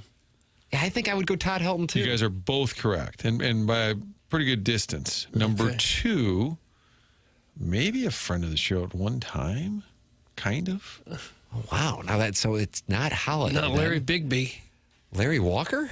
Larry Walker. Yeah. Okay. Larry Walker. Larry Bigby. Nolan Arenado is still 4th on the Rockies all time. Carlos Gonzalez is 5th. Oh, yeah. Dante Bichette down on that list. Troy Tulowitzki. Vinny Castilla's got to be live. Yep, good call. Vinny Castilla was number 3. I was Dante jumping Bichette around. in there? Number 7, Charlie Blackmon with the big beard at number 6, although he's tied with Cargo. Trevor Story. Charlie Blackmon. Charlie Blackmon. What's going on? Big beard. It's like I'm in a Tim, are you? Merrimack Caffrey. We're thinking while you're throwing out. Oh, you just do a sketch in a bit? Oh, gosh. Save it Can I expect that on Movie Boy? No bits. Sketches and bits. No bits. Todd Helton on that list? Let me see here. Ellis Burks is 14. There have been some offensive guys who've made a ton of money by being able to play out there, putting up outrageous numbers. Oh, Todd Helton is number 1, Doug. How about that? How about that? Martin, it's 10:03. Your work here is done. I know you got meetings for onboarding, but other than that, let the weekend begin and let the vacation begin. I'm Martin officiating Kilcoyne. a wedding, Doug. I got a wedding tomorrow. I'm officiating wedding? a college buddy in Milwaukee. Not the first go around at the matrimony thing, so it's a little lighter with the officiating, which makes it a little less stressful. Yeah. We'll be in Milwaukee for Is the this just weekend, number 2, or is he really diversified his portfolio? I think, full disclosure, I think he's 3, she's 2. Okay. So I said, should I reference that in any fun way? And he said, yeah, use your best judgment. I think, Did they meet in Clayton? And Kim said, this is in Milwaukee. And Kim said, for the love of God, do not make any jokes about the fact they were both married. I like that your wife, similar to mine, has to kind of counsel you through what you can say. And I'm like, well, he kind of wants to be loose and fun. She said, nobody wants to remember their marriage because you've had a couple of good cracks on them. Like, hey, we're here to celebrate a sacred matrimony. And like, bar's open. Okay. Something like that. But then we'll be in the Lake Geneva area next week. So God bless. I'll be podcasting like the Dickens, but of course my trip will begin with Movie Boy. You won't podcast at all, will you? You won't listen to this show? I did. I really did while I was out of town last week. I honestly, live streamed the Kerber interview and the Grown Ups 2 talk and Jackson's passionate take on angel hair pasta. Oh, yeah. Ugh. I mean, if there's like news when I'm out of town, I like to tap into what's being said. Ooh. It's like when the Cardinals acquire Aaron Judge next week, I'll probably listen live. Yeah, we'll talk about it. That'd be a nice deal. Well, you guys probably wouldn't. Hey, the Cardinals got Aaron Judge. You guys are talking favorite pasta. Morons. If you did make a couple of cracks, it might sound a little like... But, Tiki, are you coming back to football because you miss it, or are you coming back to football because you just had a big failure in broadcasting? Same energy. Kind of that theme. Martin, enjoy vacation, sir. Thank you. God bless America. Martin Kilcoyne vacationing in the Hamptons next week. The program is called TMA. We go into the 10 o'clock hour. This is 101 ESPN and the TMASTL YouTube channel.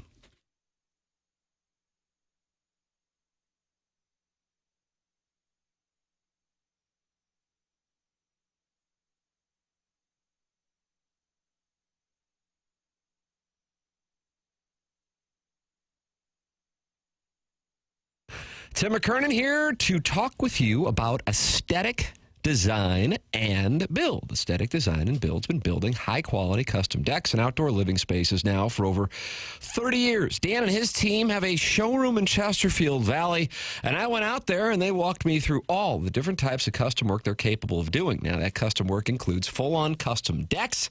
If you want to add on a pergola, or if you deal with your home facing the west and you get hit hard with the sun in the summer, they can build a retractable screen for you to shade your covered patio. The best thing is these guys specialize in customization. They really are a design company that can think outside the box and offer unique solutions and designs for your outdoor living projects. Ready to take your outdoor space to the next level? Dan and his team at Aesthetic Design and Build have you covered. Call them at 636-532-5008 or visit them online at aestheticdesignandbuild.com and let them know I sent you their way.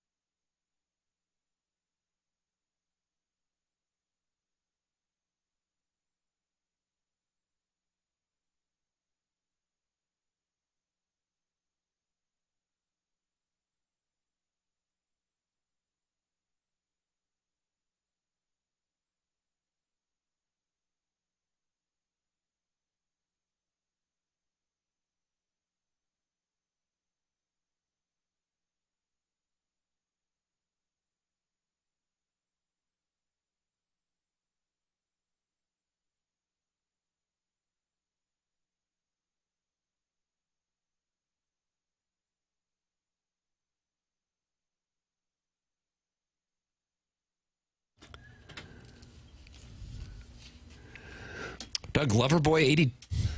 Don't know the years. I feel like I've overvalued, like thinking 83 or 84 before, so I'm going to go 82. I don't think 80's live. Well, I wouldn't know. But I feel like I've misjudged it before. I'm going to go 82 to get me 81 and 83. 81. You didn't doubt him, did you? No, I didn't really. I just don't know the years myself, of course. I wasn't paying attention, I guess. You ever think about doing show prep? No. Yes. I don't really. Jackson, what is this? This is in your links, and it's in the Stiefel dossier, and I have to tell you, it makes me curious, and I don't know the background. Sure. This was listed in segment 9.1 of the Stiefel dossier. It's called, Doug, A Look Around the Sporting World. Oh, that's too vague. Yeah. What are we looking around for? What do we got here? So I've noticed this over the past few weeks, and now it's certainly come to a head, maybe not the right word, but phrase. I noticed there's a Twitter account out there, r-Bill Simmons podcast. R-Bill Simmons podcast. Doug, do you listen to the R-Bill Simmons? No, I don't. And that's a reference to the Reddit thread of the Bill Simmons podcast. There's a Reddit thread, much like there's a lot of shows that have Reddit threads. TMA has a Reddit thread, not started or moderated by us, but people, fans, or lack thereof, chime in. And the R-Bill Simmons Reddit has now turned into an R-Bill Simmons podcast, a podcast about Bill Simmons podcast. Really? Who's doing this podcast? So I think, believe it's anonymous. Unless this is the case of the man behind the R-Bill Simmons podcast, a sometime troll, sometimes hype man for Bill Simmons, the Ringer founder. This is all from awfulannouncing.com. According to the host, so it's anonymous, they're saying that Bill Simmons is objectively worse. And this is being aggregated right now. Like, Bill Simmons is objectively worse? His show is objectively worse now. That's the headline reads, host of the I'm going to read the headline verbatim. Okay. Host of the R-Bill Simmons podcast explains why Simmons podcast is objectively worse now. Like it was good, but now it's bad? That is what... Or it was bad, but now it's worse? Because that indicates that it was bad. But then, Doug, it begs the question, why are you listening? Really? Again, and it's so crazy. Like, I want to say it again. Like, this is my main thing. There is a podcast about a podcast. And done by an anonymous person? Yes. So therefore, if he's anonymous, is there like revenue? I don't know on that. I don't who's know. selling it? Yeah, I don't know. Okay, I realize I'm crowdsourcing. I just caught myself crowdsourcing. Okay.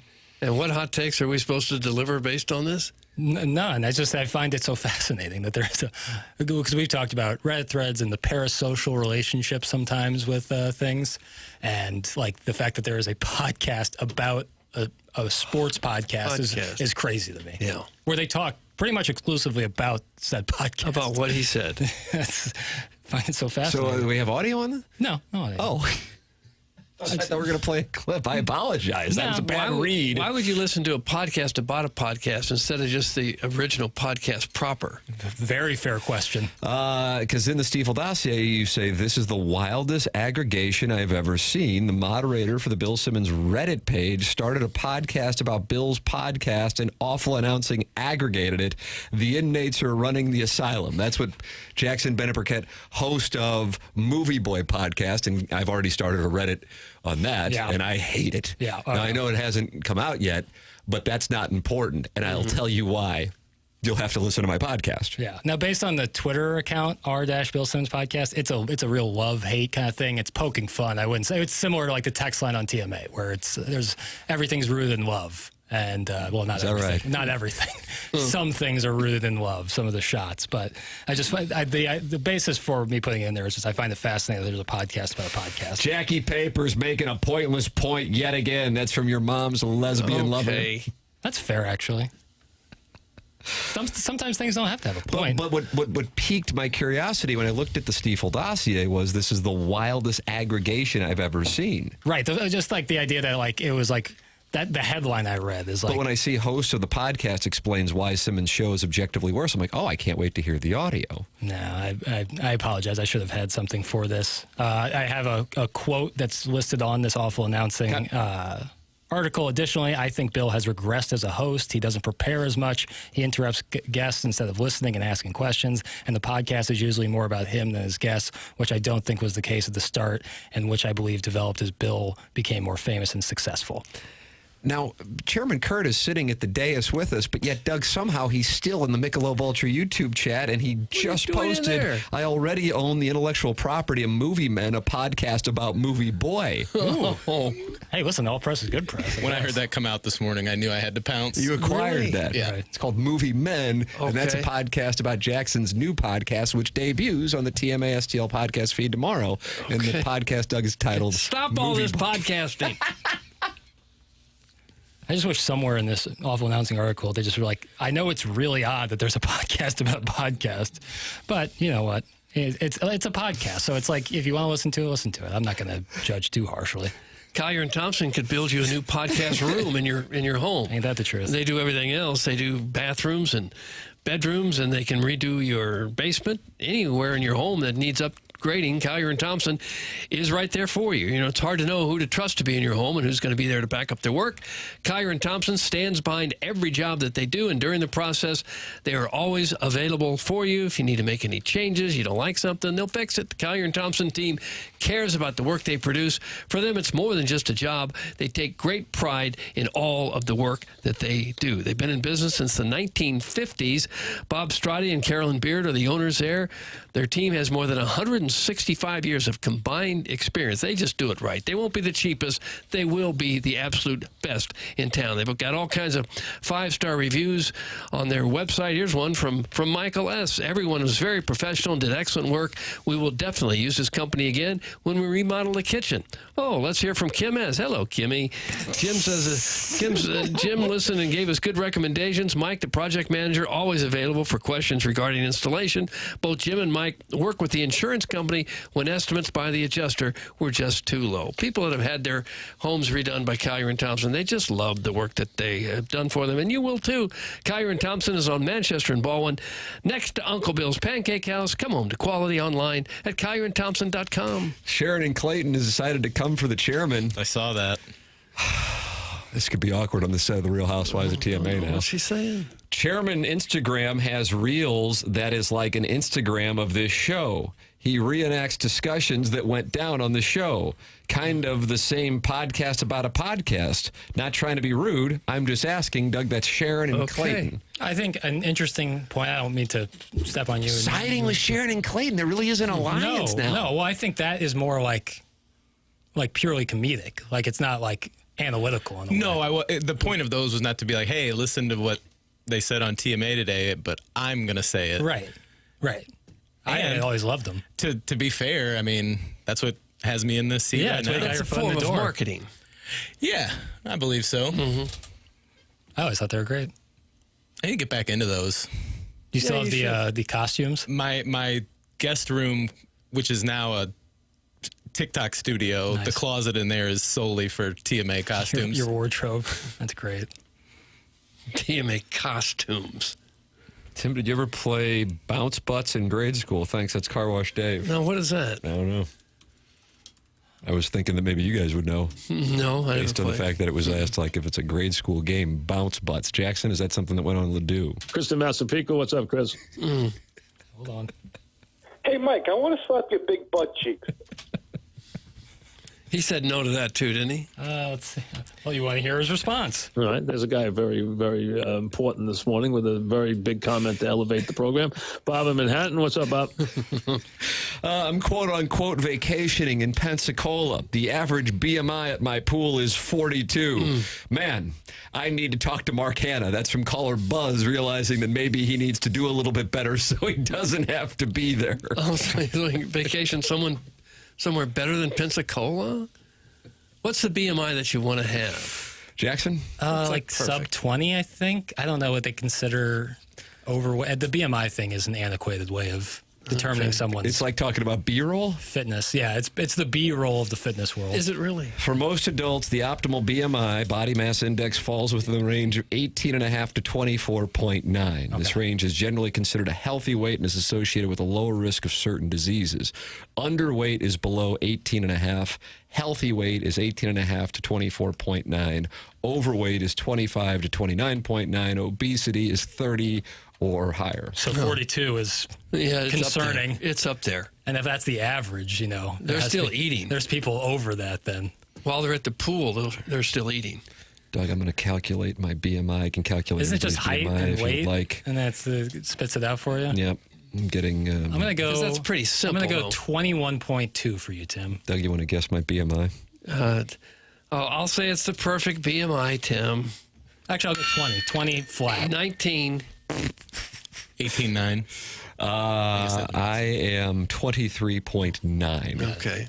And again, the healthy weight is 18.5 to 24.9. But it seems like you could be the same height and weight as somebody, and one guy be in really good shape and one guy be in lousy shape. Sure. Doug, you want me to do you? Okay. What's your height? 6 foot. Okay. What's your weight? It's about 187. 187 proof. Spice 1, 1993. Yeah.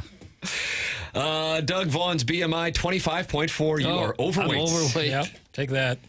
See, that kind of makes me go, that's a little ridiculous. Right. See what I'm It's saying? super antiquated. I mean, it's such a simple, it's just height and weight. That's not a real good, it's not very scientific. Now, can I do you papers? I just did mine. 6'1", 182, and came out 23.9. Oh, we got the same BMIs. Yeah. Isn't that cute? That's awesome. That's good for a show. Now, Kurt, yours is going to be high since you're... I just put since you mine weigh- in, and we're not going to name it. Let's go ahead and say it. But I will say I am obese. Because So that means you're over 30? Yeah. You're about 5'9"? Thank you, Doug. How tall a gentleman are you? 5'8". 5'8", and you weigh what? No. What do you mean, no? But you're not a guy who weighs a lot because you're fat. You're muscular. So what is it, 5'8"? It's okay to weigh more. Muscle weighs more than fat, You're like right? Doug Baldwin. 220. Muscle hamster. 5'8", 220. I thought that was Doug Martin. Brother. Was it Doug Martin or Doug Baldwin? was a receiver. Yeah, with the Doug Sea Martin Pigeons. was the muscle Got to hamster do some for the show Bucks. prep here, guys. We Okay. got to get to a point where we're doing show prep. Okay. We're 21 years You in never now. know what's coming up. Who's Doug Baldwin? Receiver. I told you. I said at 10:23 we're going to do BMIs. Oh. And so be ready to talk Doug Baldwin.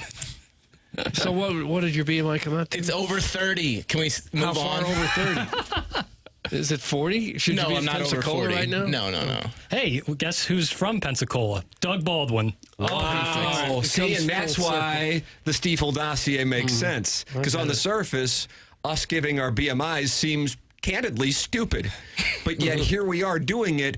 And then you go, well, Jackson goes, you're like the muscle hamster, Doug Baldwin, who, of course, was really Doug Martin. But then because this all started with Caller Buzz saying he's at a pool vacationing in Pensacola, it makes sense because Doug Baldwin, who is not Doug Martin, the muscle hamster, is from Pensacola. Gotcha. And see, so All right. people who say this show is sophomoric and doesn't really have a point, how do you answer this segment? It's beautiful when ADHD kind of comes together. Yeah, and you can leverage it. Email in the morning after at InsideSTL.com for the Design Air Heating and Cooling email of the day. We will celebrate Hao Tung Lee being 9 under par in the leader at the Open coming up with Patrick Harrington going off on Scotty Scheffler's comments. This is TMA 101 ESPN.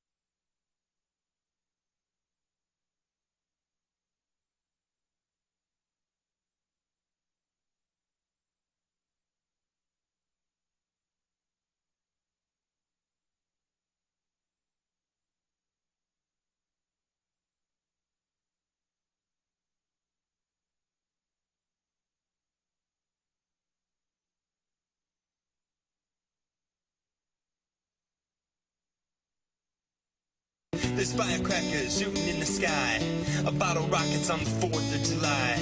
Roman candle wars in my backyard. Run for me and you won't get too far. Sparklers, screamers, and streamers. Cherry bombs, smoke bombs with your moms.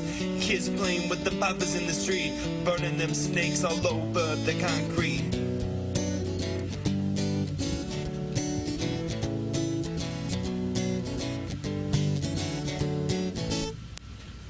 It's our 4th of July, so let's celebrate. Get your friends and family now, don't you be late. Is he hurt? It's a celebration tonight. Yeah. July is hot and so are your fireworks. Before you can shoot them, No, July is hot and so are your fireworks, and you're right about that. Design Air is the sponsor of our email of the day, and that's where you're going to want to go if you run into any issues. It's going to be hotter than the fires of hell around here over the next week. Design Air Heating and Cooling. You know anything about it? Well, sure. When it comes to heating and cooling, you got to trust the name that's been around longer than all of us, and that would be Design Air Heating and Cooling. You're wondering how long they've been around. Well, let me tell you, 1904. Wow. More than a century of keeping homes comfortable and customers happy. And they're not just another HVAC company. They happen to be the longest-running sponsor on TMA, and that loyalty says a lot to us. Thank you to Seth Goldcamp and his fabulous team at Design Air. They believe in honest work. You'll never be sold something you don't need, whether you're dealing with the St. Louis heat or the cold. They have got your back with dependable service and no-pressure solutions. Visit designairservice.com. Schedule your service today. Design Air, comfort you can count on since 1904, and ask for the handsome repairman, Larry, the Silver Fox. And he is the cutest one? Apparently so. That's the word we're getting. Lexi is not happy with this choice, Jackson, according to the texter. Yeah, you know, you can't win every single time you go out there. No. And what I would say to that, and someone actually just put it in the Michelob Ultra YouTube chat, is like when I play a song like that Rihanna song, that can't go on YouTube. You know, that'd be copyright issues there. So I have to take it out so that it doesn't play on YouTube. A song like that, I can play on YouTube. Sure you can. So, you know, I'm trying to appease all of our listeners. All right. So to her, what was her name? Lexi, apologies. But, you know, just trying to make everyone happy. What would Lexi like to hear coming back for our final segment with Design Air Heating and Cooling? It's a Lexi's call. That's how we continue to win over 20-something females who love this show. I still think we need our own orchestra. I was thinking about that when we were playing at the Open Championship. Tonight Show has it. These big shows have their own orchestra. I think we do a live show at the Fox and have the orchestra down in the pit. Or can't we just bring in a cellist here or something? Well, there was a show where Tim was out where I think we had a live studio band coming through from the KC studio. From a different studio. It's like a stampede. Mm-hmm. And we had some guitarists in here at one Jig point. Jam. Yeah. My friends Martin brought them in from Ireland. Maybe Cool. we get someone with a squeeze box. Oh, an accordion? Mm-hmm. When was the last time you saw an accordion being played? I don't know if I've ever seen it. I don't know, actually. I don't know if I've ever seen it. Underrated instrument, though. Agreed. Very versatile. Any Beyonce is her answer, Jackson. No problem. Say less. Coordinating Say less. with Lexi, so we'll figure out which Queen Bee beat. Does Bonnie and Clyde count? Because is that a Hove song or is that a Beyonce song? If she's on it, we'll count it. Okay. If she's on it, we'll count it. All right. That was 2003, Hove and Bee. Am I right on that, Doug? 2003? Oh, I don't know the years. When did they get married? Hove and Bee. Never apologize, Jackson. It's a sign of weakness. That's from I Hate Paper Straws. I couldn't disagree with that more. I think that's kind of become a recent phenomenon, though. Is not ever apologizing? Yeah. Oh, I couldn't disagree more with it being a sign of weakness. I think it's a sign of... Do you think it was started by Norman Dale in Hoosiers when he says, I apologize for nothing? That's where I first And then he got learned to it. keep his job, and I guess Jimmy Chitwood was inspired by that. And then he walked in and said, I'll play, but Coach stays. Yeah. Again, I have some questions about Jimmy Chitwood as a teammate. Oh, brother. That's a take. Get that out on Twitter today. He's got the conditions, and he certainly isn't talkative on the court. Hey, Jimmy, are you going to pass or something? Although, in fairness, he didn't take the last shot. No, he did take. He did. What am I talking about? It was supposed to be something. What are we doing here? I don't know. I get confused with the You're picket all fence. over Chitwood, and he came through in the end. He did, but again, I just beat South Bend. I just have some questions about him as a teammate. I apologize. Everyone makes mistakes. Why was the coach of South Bend laughing when they lost? I have a problem with that. You ever think about that? I haven't thought a whole lot about it, no. Maybe you can discuss that on your podcast. Yeah. Oh, movie boy. Yeah. Ooh, the anniversary is coming up next year. Prime opportunity. It was 86, right? I think. Yeah. So, yeah, coming up. So you'll be able to discuss why the head coach of South Bend was laughing when his team lost on a buzzer beater? We could spend 5-6 minutes on that. I mean, if Dennis Gates was losing during the Drake loss, I think we'd probably have a take. Yeah. Oh, my God. If he was chuckling, cheesing, yeah, I have a real problem with that. I bet Lexi hits her 7-iron further than 145. That's from Mr. Siders. Yeah, probably. Probably. Trust me, every time I go to the tee box on a par 3, it's absolutely checking my pride at the cart. It stinks. You have to tell me twice. Doug, listener's not happy with the BMI conversation. He says, let's see, hold on a second. I know no one wants to be fat, but you rather be short or bald. Well, as somebody who's enjoying both. I'd rather be short than fat. Bald, or fat. I'm on pace for a clean sweep. You can get the trifecta? I might, if I work hard enough, I think I can get there. I think the one that is least impactful in 2025 is bald. Yeah. Yes. Yep. If you asked my betrothed, Doug celebrating 17 years of loving. Okay. If you asked my betrothed if I could have her or if I could be 6'2", I mean, she's taking 6'2" all day long. Right. You know? Right. And I think most ladies, and Lexi might be able to answer this through the guy who's requesting Beyonce songs via the text inbox, that height, if given a choice by a lass, is more desirable than hair. Now, probably the answer would be, well, we'd like both of them, and I understand that. But, Doug, we're in the Great Plains, and finding both of those at certain ages, along with the BMI that is desirable, that's about a 70-foot putt. Just because we do a lot of farming on the Great Plains? That's correct. Processed foods, too. Okay. Yeah, the being short, I mean, you can't control it, but I think you'd rather be bald than short or fat. Yeah, like look at Johnny Sins. Prime example. I think Jason Statham's pretty short, but obviously handsome. And nobody really cares. The rest of the world could care less if someone's bald. Nobody cares. Yeah, yeah. We talked, what was it, a couple weeks ago about hat fishing, always wearing a hat. Yeah. And then revealing. I'm one of the champion hat fishermen. Where, yeah, if you always wear a hat. So this is something, for the record, for those not familiar with the term, ladies who are fearful of what lurks under the hat fishing. Mm-hmm. So a guy might look good with a hat on, but then he takes the hat off, and the next thing you know, it's male pattern baldness along with a concave skull. Oh, is it similar to the neck beard where you're trying to hide the fact you have no chin or something? You mean the strategic beard? Yeah. Yeah.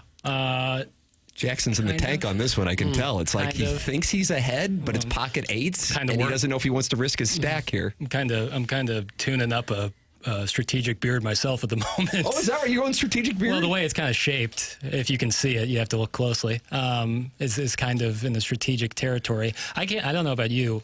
Obviously, I'm a little follically challenged, not too bad, and holding serve at the moment. But I get like frustrated when I see someone with awesome hair wearing a hat all the time. And that is a shot at you, executive producer Mike Ryder, with his incredible head of hair and always wearing a hat. I'm jealous. It's like having a Lamborghini and just leaving it in the garage all the time. Absolutely. Huh. But yeah, I think the strategic beard and the hat fishing are both kind of male makeup. Oh, yeah. That's good. That's good. I like that term. A guy who plays Rihanna coming back from breaks has definitely taken into consideration being pegged. Doug, that's from Winning Tackle. You can take all the shots you want. I love Rihanna. This show is ass! Oh. That's from Doug's cranky disposition. Oh. Promos left and right. Unless you have money, women don't want anything to do with you if you're under 6 feet tall. Doug, that's from the 314. It's kind of the great equalizer, isn't it? Money? Yeah.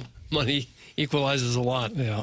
That's when I go back into the dating filters, and Chairman Kurt got hit with this. Oh, the height filter But thing? I have to tell you, when you tell the anecdote. So, matched with a girl on Bumble. They have to make the first move. She did. Spoke for couple days, good vibe. Everything was going really well. Well, sure it was. And then in conversation, the topic of sand volleyball came up, and I said, you know, I used to play. Wasn't bad for a shorter guy. Sure. How tall are you?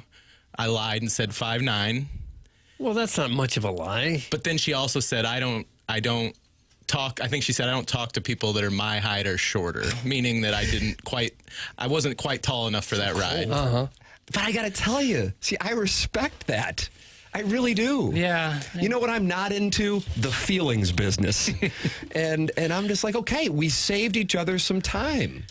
As opposed to like lying to you and saying, oh, I can't make it, and you follow up, and then she goes, yeah, I think that's worse. It's like, okay, I understand. This is my preference. Or it doesn't come up. We meet up for some sort of date, and then I get out there, and she's in an uncomfortable spot. Maybe she has to tell me that in person, which might sting a little bit, and I'll have to waddle my little short self out of the restaurant. It can be a little hurtful to tell somebody you're not good enough for something that you have no control over. Sure.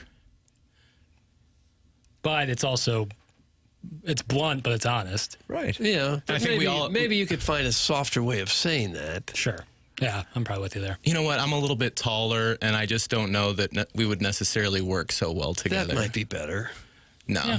It's always going to hurt, but, you know. Doug, when does gray hair come into the conversation? That's from Dick Whitman. Well, it varies person to person. I think I think he's asking not necessarily like when it comes in, because my girlfriend at the time, back when I was a Little Rock, found some gray hair shooting out back when I was 22 or 23. But I think like if women are not attracted to what you're talking about, the handsome repairman, the silver fox. Yeah, Larry. For design hair. I think in general, women would have to reach a certain age themselves before they would find the gray hair attractive. I have a little bit in both the face and on the head. And in my recent dating experience, the women in the age group that I have been speaking with, they like it. Do they? Is that right? Really? Yeah. Mm-hmm. They like the salt and pepper look. Like what age range are you talking with on these dating apps, Chairman? I think the youngest has been like 27. Look at this effing Daddy guy, issues. The Quick Trip girl's 27. Oh. Who's the Quick Trip girl? Is this something that was discussed you didn't while hear I was this? Oh, yeah, in the this Hamptons? is quite a thing. I was at Quick Trip at 3 a.m. last week. Oh, my goodness. That's like Harry's in 2005. And I stepped out, and there was a girl parked in a parking spot right in front of the opening doors, and she was blasting some R&B music, and that's my favorite genre. Nice. So I was kind of feeling it, bobbing my head a little bit, and I get in the car, and she's looking over singing at me. So I started playing into it, and I was singing back at her. She throws Sounds up like a movie. It's like a rom-com. She throws up the little heart with her hands. No way. So I did it back. That's out of character for me, but I was playing into it. But at some point you drove away. I drove away. I got about 10 seconds down Gravway and thought, what are you doing? So I turned Gravway Quick Trip, too. That's the Huntley of Quick Trips. So I turn around and I drive back, and I park right next to her, and she's singing at me, and I'm doing it back, and got out of my car, went up, started a conversation, said, you should let me call you sometime, got the number, and now they're dating. Are you serious? We've seen each other twice. Yeah. How's it going? Pretty good. Wow. Yeah. And she was just randomly sitting at a Quick Trip in Afton at 3 a.m? Yeah. There was some that may have thought she may have been like a lady of the night.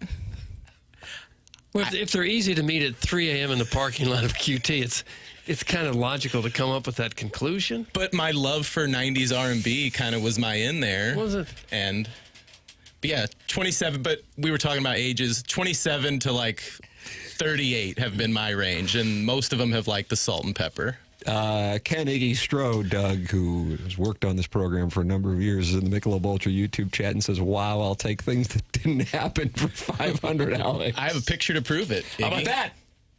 Because she grabbed my phone, she put her name and number in there, and then she took a selfie of us to put as the contact photo. My goodness, this is like a romantic comedy. I was telling Jackson about it last week, and he's like, man, was this talked about on the air? I apologize if this was... No, we didn't get into this. But it is, if things work out, it's a nice little meet cute. And it was very out of character for me. So nice little what? Meet cute? Meet cute. Never heard that phrase before. Like your first meeting, A meet cute. Yeah, like when someone says, how did you meet? And there's like meet cute moments, like you both drop, your cell phones while waiting in line for the airplane, and you reach for it and grab each other's cell phones, and now it's a meet cute. So not everyone has a meet cute. No. No, so like if you were set up, I wouldn't call that a meet cute. Or I had been on the apps a lot, and that's fine. It works great for a lot of people. Also not a meet Not cute. necessarily a meet cute, but singing Keith Sweat's Nobody in the Quick Trip parking lot at 3 in the morning, kind of a meet cute. Yeah. Okay. And David Mofallon in the Michelob Ultra YouTube chat wants to know how tall she is. She's slightly taller than me. No. How about that? And how old is she again? 27. This is unbelievable. I still can't believe it. Does she know that you're on this program? I don't know that she knows I'm on this program. She knows I'm on a program. Right. Haven't really gotten too specific about it, but So you could be like the host of Quiet Storm for all she knows. All right, so be honest with me. Yeah. St. Louis 1 to 10 scale. What do we got going on? I don't know what this girl is doing talking to me. I'm going to say she's an 8. Man, since she's hanging out the Quick Trip in Afton and starts making heart gestures at you while singing R&B, And what are you? Where's your rating? You're, a St. Louis, 8 yourself? No. Charlie Marlowe's what? A 9. 9. He says he's a 9. At this current BMI, I'm probably like a 6.5. Oh, you are? Okay, so then there you go. That's not bad. Being 1.5 off. And I think I have room to grow. You still have a growth spurt in you? Maybe I have room to shrink might be a better way to put it. Oh, yeah. But I think I have potential for a St. Louis 8. I think I can get on her level. You're a catch, Chairman. Okay. Oh, thanks, Get buddy. this Jackson. That's just exciting. to have I know. nice This is a little hell of a meet cute. story. Yeah, I enjoy the hell I'm out of this interested to see story. what happens with it. You got anything planned? Hung out with her last evening. Oh, did you? Yeah, and she was going out of town today, so, nothing on the books for the weekend, but I'll be excited to hang with her again when she gets back. Huh. Man. Okay. Did you ever say, hey, what were you doing in the Quick Trip parking lot at 3 in the morning? There was a little bit of talk about that. She wasn't super specific about it, and I didn't want to pry and seem like I was questioning what she, There wasn't a real simple, logical explanation. No. Because your explanation's pretty simple. Yeah, I mean, You go that's to the part of gym. my daily routine. Right. Yeah. But I don't know for sure what she was doing singing to random men that walked out of Quick Trip at 3 in the morning. Yeah. Maybe she was waiting for the fresh donuts, Yeah. Could be. Just parked outside QT, waiting for the fresh donuts to arrive. Yeah. Yeah. He just doesn't want the ones that have been sitting there since 8 p.m. the night before. This crap doesn't happen in real life. That's from the 314. I honestly, if I heard somebody saying this, I would be skeptical too. But I promise you, I'm not a story facilitator or a manufacturer. This all happened, and I'm as surprised by it as And the reason anyone you else. were there at 3 in the morning is you were on your way to the gym. I was. Could she have been doing the same thing? I don't believe she was. She does exercise, but I don't think she was on her way to or from the gym. Why, okay. But the adrenaline that was going through me after I did that, Doug, better than any pre-workout I've ever taken. I set a deadlift PR the first day I was 40 years old after that happened. Really? That. I feel like we buried the lead. Huh. Good on you, Chairman. Yeah, I mean, for the reals, though. I'm rooting for you, too. Me too. Look at this. I'm really intrigued by this. Tip of the cap. Iggy says, I'm sure that he has pictures with girls. That doesn't mean it's from his story. I don't see how you can hate from outside the club. You can't even get in. Oh, damn. Took him out at the knees. My God. Oh, That's good. God almighty. this is what happens when the Cardinals can't hit. Email in the morning after at InsideSTL.com. Design Air Heating and Cooling is coming. Email the day is coming up next. And get your teeth checked, and maybe you can meet a beautiful woman at the QT in Afton, too, Doug. You go to 100 West Dental with Dr. Brandon Pryor. You're going to have to leave the QT in Afton and go to Baldwin, Manchester. And that's where you'll find Dr. Brandon Pryor and the beautiful teeth. They built brand new offices with the most modern of technology with the patient experience at the front of the mind. No phone call is needed to get in. Just check the calendar online for availability, and you book right then and there. It's 100westdental.com. No dental insurance. That's not a problem. The membership plan aids in the cost of dental work for those who don't have dental insurance. It's 100 West Dental, located on Manchester in Baldwin. And I realize people say, I don't really want to go to the dentist, but bad dental health can lead to bad medical health. That is important. And people think, I think, because dental insurance is separate from medical insurance, that the two are not intertwined. But of course they are.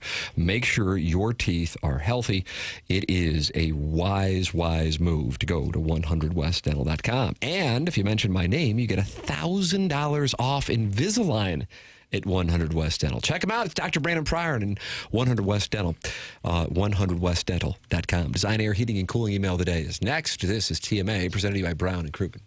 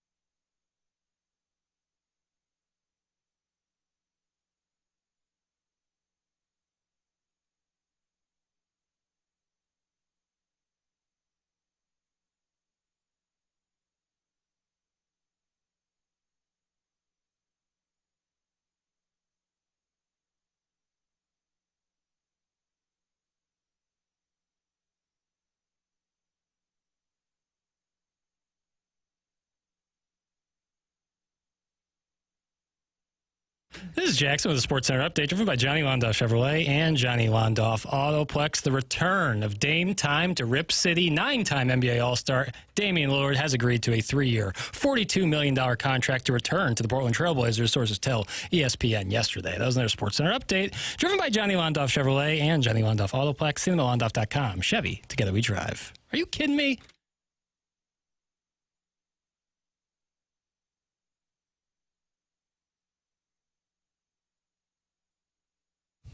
This is a long-distance dedication to you, Lexi. Thanks for listening to HD1, girl. Doug, Queen Bee. Okay. I could really dance to this song right now. If you do that by yourself down at Tin Roof, is that the deal?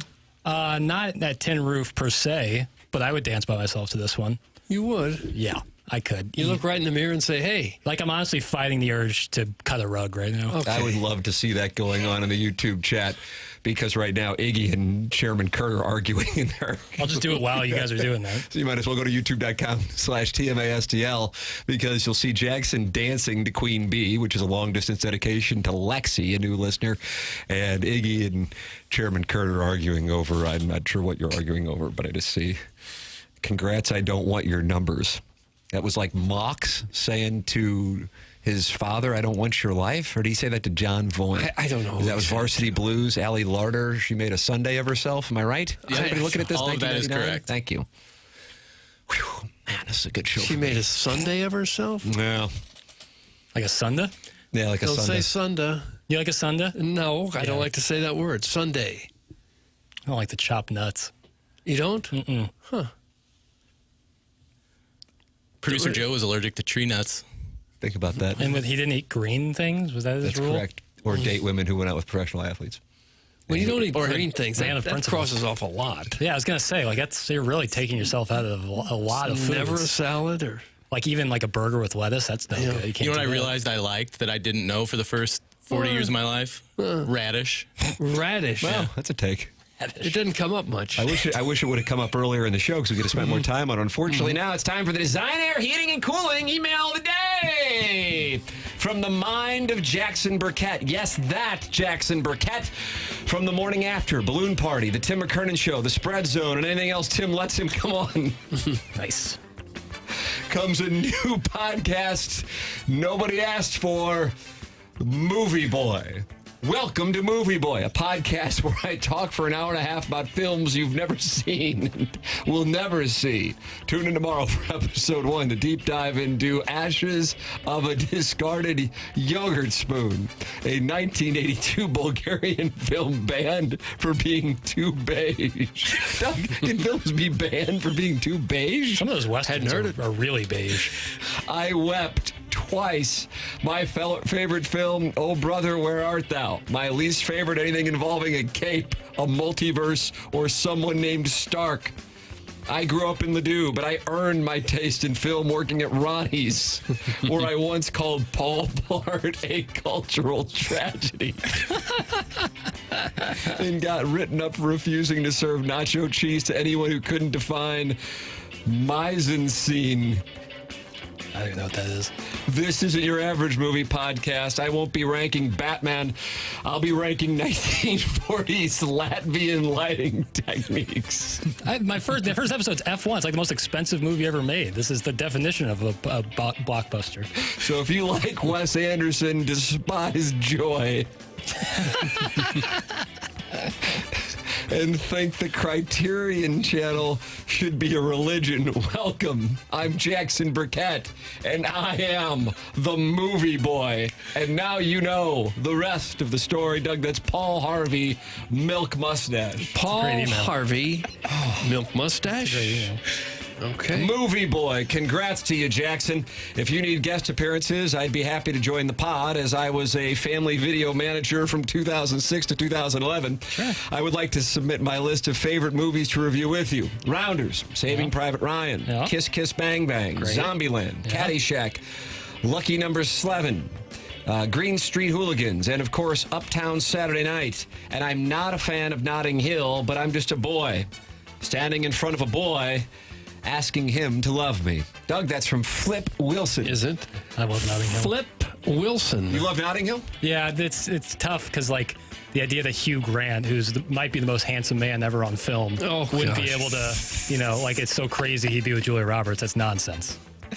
But then that goes back to the cash conversation, and Julia Roberts there was doing fine financial, and he was always a travel bookstore owner in Notting Hill. You ever been to Notting Hill over there in London? Not just a bookstore, a travel bookstore. No novels. I don't get there as often as I should. After today's show, I think we were all thinking the same thing, that the Cardinals wouldn't be having those attendance issues if they had painted the stadium in pastel colors and dropped in a few inflatable palm trees. It would really pop. I know there is no way to find out how many times the U.S. landed on the moon, but do you know why the program stopped at 6? NASA doesn't want to change from a number that Tim likes. Nice. Isn't that the real conspiracy? It represents the back-to-back threes he hit over the Kachuk boys in the 1999 St. Gabe's 7th grade tournament. So the government threw away the code used to get through the radiation belt. Shooter McGavin, Vice President of River to Pear Seafood, now serving charred octopus. Visit our new kiosk at Northwest Plaza. Ooh. Shooter McGavin. Question of the day for the first episode of Movie Boy. This is Jackson's new podcast, which debuts tomorrow. If Barbenheimer taught us that cinematic duality can coexist in a post-ironic landscape, one defined equally by virality and vaporware feminism, then my question is this. Because when Cillian Murphy stares blankly into the horizon, is he mourning the death of agency or just thinking about how many Letterboxd reviews use the word visceral? In that vein, if you had to spend 90 interrupted minutes listening to Movie Boy describe the liminality of grief in Manchester by the Sea, but each minute removes one memory of your children, at what point do you tap out? Doug, that comes from Mr. Licks on the new podcast Movie Boy. Mr. Licks on the new podcast Movie Boy. Yeah, I don't know where this email goes, as I found your address hanging from a flyer in a QT bathroom offering free movie and life advice. While I was washing my face trying to get rid of the stench of Napoli of me in the bathroom, I decided even a St. Louis 8 needs help sometimes. I'll cut to the chase.